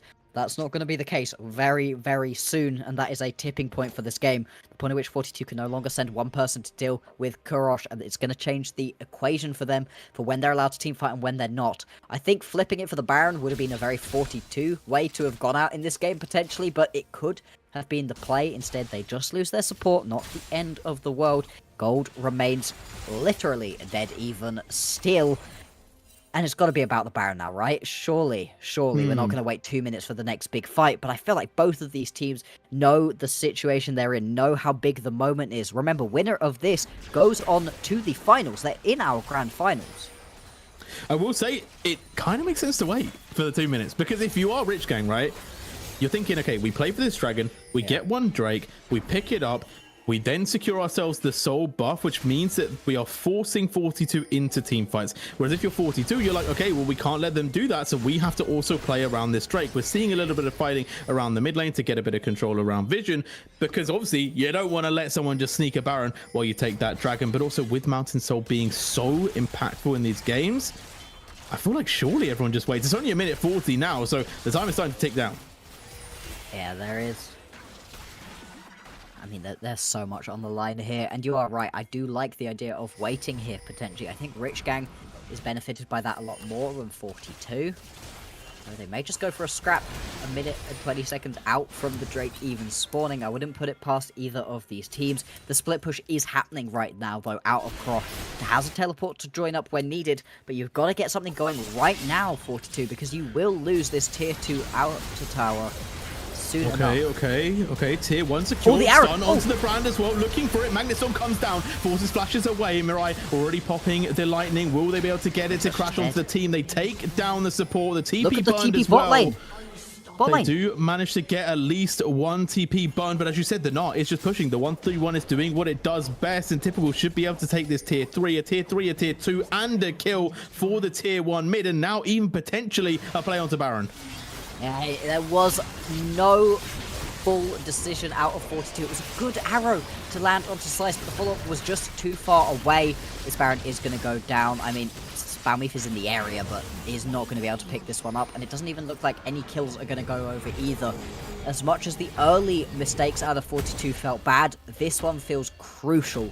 Now you've got yourself an actual significant gold lead, a Baron in the back pocket, and you're back from resets when there is the next Drake available. Only Soul Point if you could pick it up, but like you said, Mountain is a great Drake to have, and there's a lot of completed items now. You've got 3 full items on Mirai, you've got 2 on Kurosh, 2 as well on Slice, and you're in a position where these team fights, if you can land a couple of the big ultis, are just going to get shredded. It's all about the pick here for 42. Where's the Enchanted Crystal Arrow? Can you hit it onto the right member? And then where is the Shockwave? And this could be the big fight, right? No flash onto either ADC or the jungler here. Chrissy gets caught out, though. That's the knock that they needed. Chrissy trying to buy some time, trying to get some space, gets to the back line, and Typical looking for more. Mirai now stepping forward, trying to get the damage to go through this whole team. They take down Rexat, and Rich Gang, they're stepping forward again. Bloxer, it looks like 42 have no options here. They're trying to fight back. The shockwave lands. 1, 2 are dead now. Maybe this is go. Balmeef goes aggressive, gets so much damage down, takes out Slice, and Kurosh looking to turn it back around for Rich Gang. Can they make a play? They can not. Bloxer, 4 members alive for 42 in what looked like such a good fight for Rich Gang. Over-aggression! It strikes again! Rich Gang this time are hit with the over-aggression bug, and they are going to lose out onto a good chunk of kills and the Drake too. Luckily, Mirai gets away with that 700 gold shutdown on top of him. but still huge amount of gold going over into 42. They even things back up, basically to even again, only 800 gold in the lead for Rich Gang, and they even up the Drakes too, stopping all of the Baron empowered push that was happening as well. Just Mirai left with that buff on them. And these teams, they just love a fight so much, and you could get why Rich Gang were pushing forwards, right? It looked like they were in control of this game, but it's very difficult to chase effectively onto an Ashe. They were being slowed constantly, weren't able to get the full engage they were looking for, and JJ had not used the shockwave. It's a great shockwave onto a couple of members, and then I was pretty sure Balmeef was going to do it. I wasn't sure it was the right decision, but Balmeef does pull the trigger, uses the Wind Becomes Lightning, and it works perfectly. No flash available now onto the Ashe, though. One to definitely watch out for. Almost getting caught out in that fight. Karosh finding a really nice fate sealed. And 42 showing they're still in the game. They're still very dangerous. If they keep their carries alive, if they keep JJ and Chrissy up, they can definitely win some team fights. But it's becoming harder and harder. Mirai not really able to crash those autos through. But again, a really nice fight, and especially from Balmeef, they're able to really show what the Xin Zhao can do in some of these later team fights. But can they do it again, Block? So that's the question. They now got the Mountain Dragon as well, so that's adding them to a little bit more resistances. The big questions need to be answered. Rich Gang definitely still very, very dangerous. Yeah, they really are. Need to respect the team. That's a land. It's only on to Kansuke. Kansuke, though, is being locked up for quite a while, though, and there is potential for the team to start to mobilize, but Kansuke will be dropped very quickly. The Slide's just not able to land anything back. Now, the question, though, Bloxer, is that split push, though. We're seeing typical play for that side, and it's going to force Virtuoso back. Indeed, going to keep on pushing forwards. This isn't over-aggression, but it could turn into it pretty quickly. Oh, there we go. Chrissy steps up one too many times. The auto does not land, and now the shockwave is big. It does get damage onto Slice, but I don't know if they have enough. There's the shutdown. Balmeef goes aggressive and finds a kill. Rexat now in the backline trying to find one back, but it could be all they wrote because in comes Typical to clean up. And again, over-aggression strikes once more, this time for 42. And Bloxer, it's just a messy game. I couldn't get my sentence out. I was about to say the over-aggression could strike and then Chrissy dies. It's a good pick out of Korosh, but it is back and forth. And I mean, these teams, they just do not know how to play a normal game. I feel like we said that exact sentence, didn't we, coming into today, while we were talking before the game started. They don't know how to play a normal game. This is not normal from either of these teams. 2 minutes onto the Drake, 1.5 onto the Baron. Surely they're going to scrap over both with the way that they've been playing. They have been wanting for fights, whether it's over some vision or actually over an objective. The thing is, 42, they're running out of towers to concede on the split push. And both the Gnar and the Yone at this point are split pushing so effectively, means that all of these team fights, they're losing stuff again and again and again, losing towers. They're going to start losing inhibitors soon enough, and that makes the game so tricky. So tricky indeed. I can't call it, Bloxer. You know, it's so difficult because like every single fight just seems a different outcome, and it just seems to be whoever steps too far forward gets punished for it. And at the moment, I can't tell who's going to make the next mistake. We've got a minute 15 on the Dragon, 30 on the Baron, as you said. They're both coming up at the same time. I do wonder if there's a thought in either team's mind to say, let's actually just trade the Baron for the Dragon. I feel like if either team's going to do it, Rich Gang would benefit more from the Baron. Yep. But at the moment, it does feel like both teams kind of setting up for the classic of the fight around Drake. Hey, it's a classic. These teams like the fights. They like a little bit of blood. Look at that. Baron has spawned as it wrenches itself out of the void. And Rich Gang, they have the quicker path to this objective right now. Where's the Enchanted Crystal Arrow? Where's the Shockwave? It's the same questions again and again for 42. Rich Gang, they've got the stronger team fight. Unfortunately, they do have the hook shot because Rich Gang was setting up pretty nicely in that bush. As right now, Karosh going to get some damage onto Balmeef. Burns the Crescent Guard as well. That could be absolutely massive in this next upcoming fight. Now going to be quite dangerous for Balmeef to go aggressive here, as they are going to start the Baron up here. Rich Gang are just quite happy to go for it, and they do so much damage, Bloxer. Yeah, they're melting through it. I feel like maybe you should leave it as 42. They're not going to make that decision, though. Balmeef looking to get around the pit. Karosh going into the backline, looking for JJ. Balmeef's going to steal this. Get it. The Baron is still low. He steals it! The Baron has been taken, but what about the fight? Chrissy stepping forward. Mirai goes down, and Rich Gang are losing it all. Oh, Rich Gang, it was the right decision to go for the Baron, but they let Balmeef split it off. They let him get over the back of the pit. He's on full vision at this point. Typical is going to die here as well. And that is another huge gold swing. 42. My lord. Everything in this game is pointing to them losing this one out. But my god. They won the dragon. They're not done yet. Why not? So they got kills. They got the Baron. They're looking for the dragon as well. This will put them on sole point. And then they still have a couple minutes with the buff, so maybe they can start to put the pressure on to Rich Gang. Rich Gang so far have had so much momentum in this game since the midsection, and it is all being stripped away. It really is. 31 minutes. This is pretty long for the way that these series have gone so far. A lot of these games have been over earlier than this. Baron buff. Soul point. Fully buff, potentially. That's a nice set of buffs right here for 42. What can they do with it? Because on the split push, they are nowhere near as strong as Rich Gang even at this point. So they may just end up having to brute force their way, try to get through mid lane, try to get through bot lane right here, abandon the top lane. But the wave clear out of Rich Gang is very strong. Even with these Baron empowered minions, it's pretty tricky right now for 42 to try to take out these towers and actually do structural damage to Rich Gang phase. And the long-range engage potential as well from Kansky. Also the damage that can be put out from Slice. It's risky stepping up to get damage onto these towers. As you said, the siege is very, very tricky. It almost feels like they need to just win a team fight to take down these structures. They will be able to pick up the tier 2 mid. That will be one secured, but can they find more? Gold lead starting to grow, but in this late stage, it's not going to mean as much. No, it really isn't. People are beginning to have all of their available items.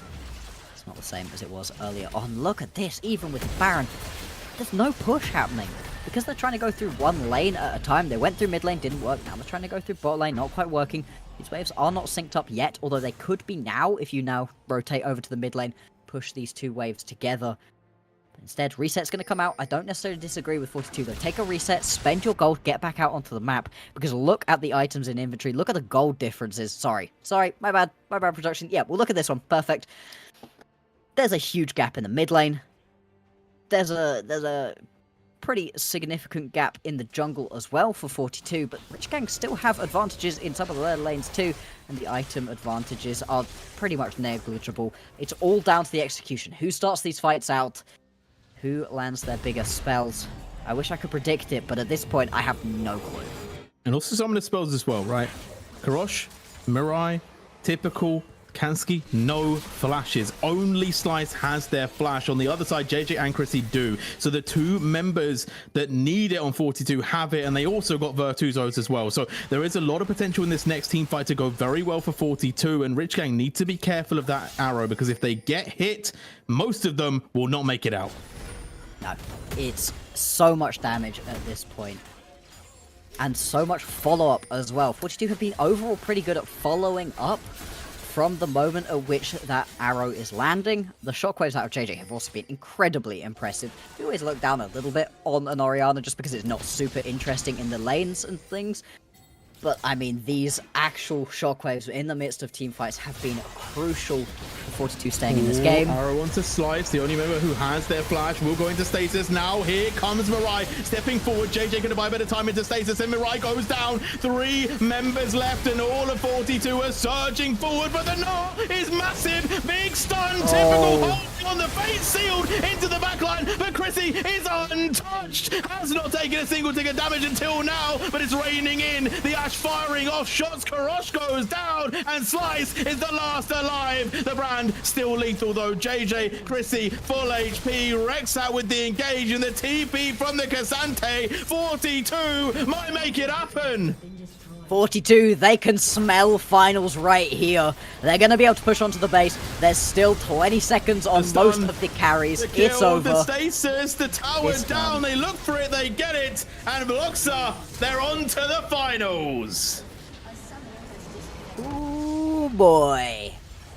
They did it. They won without a Lilia and with a lead in the early game. Ignore the middle game. Didn't happen. You know, they had a lead in the early game. They killed Nexus. That's how that game happened. As Rich Gang, I am fuming right now because that game was in their grasp. That over push in the mid lane, that over aggression, the word of the day, was just critical in them losing that game. But I don't even know that you could be that mad about it because some of the games that they won were because of 42's over aggression. Neither of these teams have played clean games, and there are going to be big questions for whoever makes it into finals if 42 can play a clean game then. Yeah, these teams are not perfect. I will say they played well, though. They both showed a lot of power. They both showed why they made it into the top 4. They both showed why they even got to the upper bracket final. So there is a lot of potential in these teams. There is still a lot that can be done, but they're going to need that extra level when it comes to that finals, when they go for those big games. So I do wonder how it's going to end up. Right now, though, we are saying hello to 42 making it to the finals. They are through. Rich Gang will go down to the lower bracket to try and make their way back to that final spot. 42, they have somehow done it. They've made it. But will they be able to keep all of that glory? We'll have to find out. There's still a lot of playoffs left. We are going to go to a quick break. When we come back, we will be joined by someone from 42 for an interview. We'll see you soon.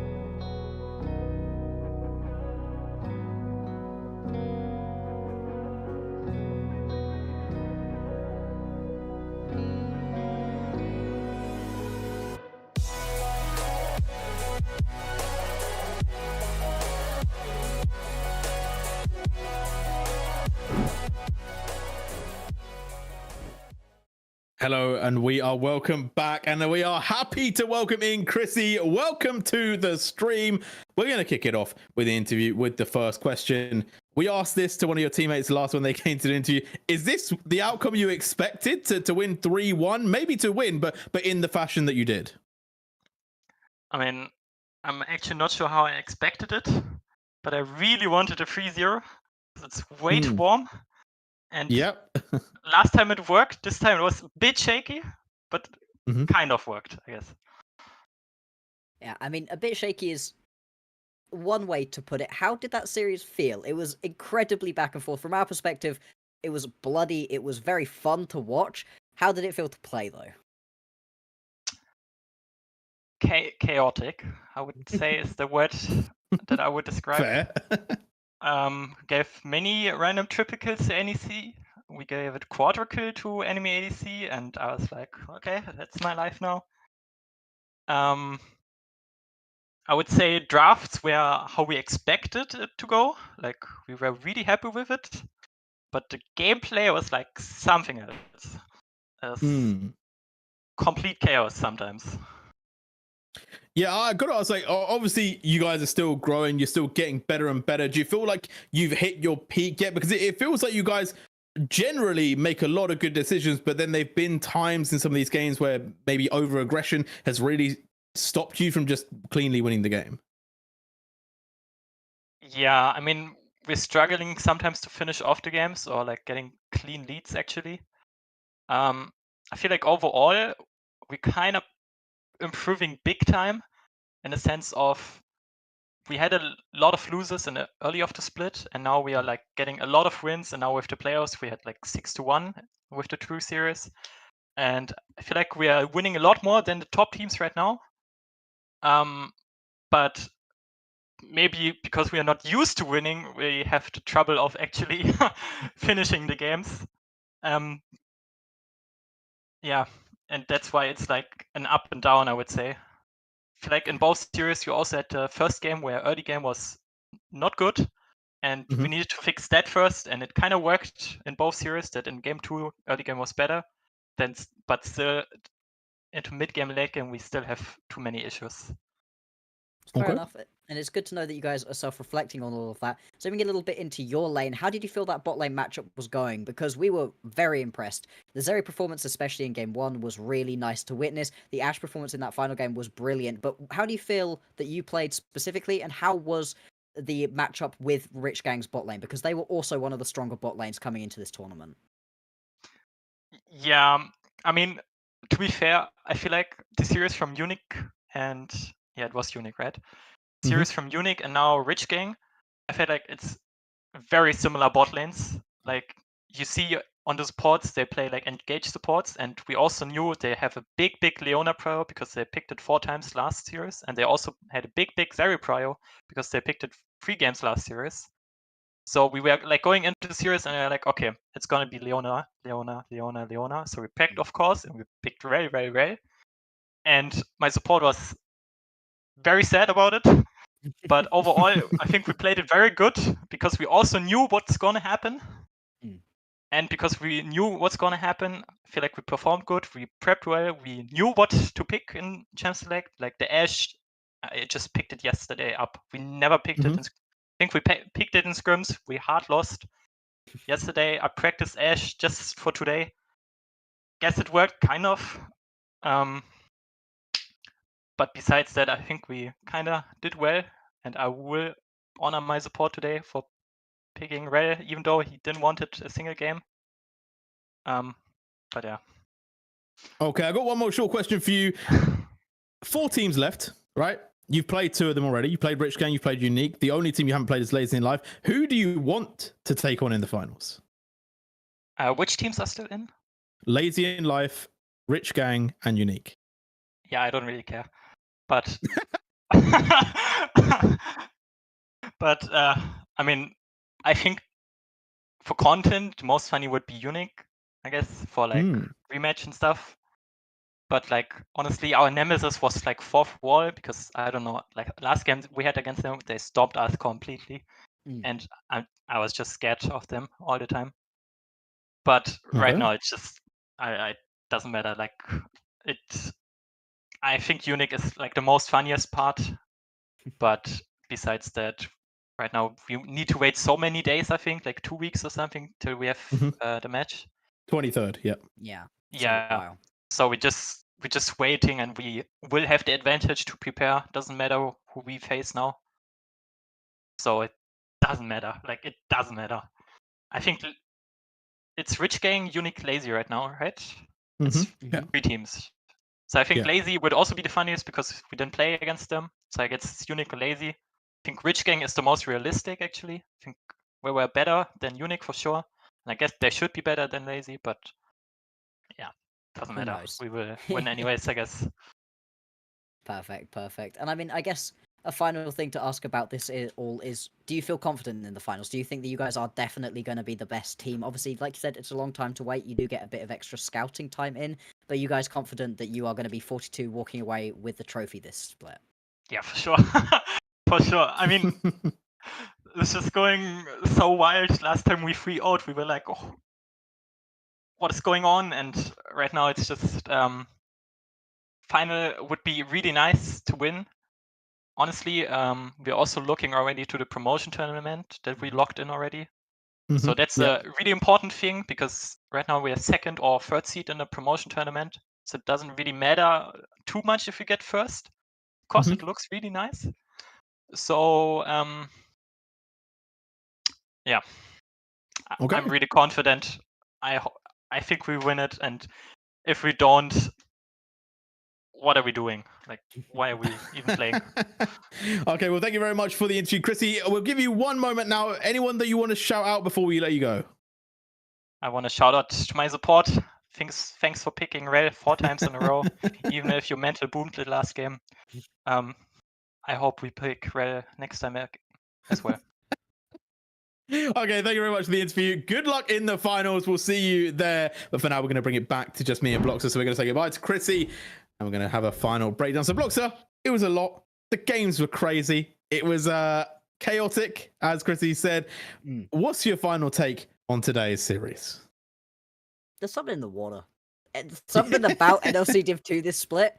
Last split, I was watching a lot of our games and going like, okay, this makes sense. I know what's up. I know who's the better teams. I know who's the worst teams. This split, it even felt like some of the guys that ended up as the very bottom of this tournament were still taking games off people. Ruza was not a bad squad. Ruza was still dangerous. Ruza won a game against Rich Gang. Like, there was parity across the entire league, even if in the end the scores cannot reflect that. And I really appreciate Chrissy being confident going into the finals. I think you need to be confident going into the finals, but I have absolutely no clue who they're going to face or what the outcome of that finals will be, because at this point it feels like it could be anybody's.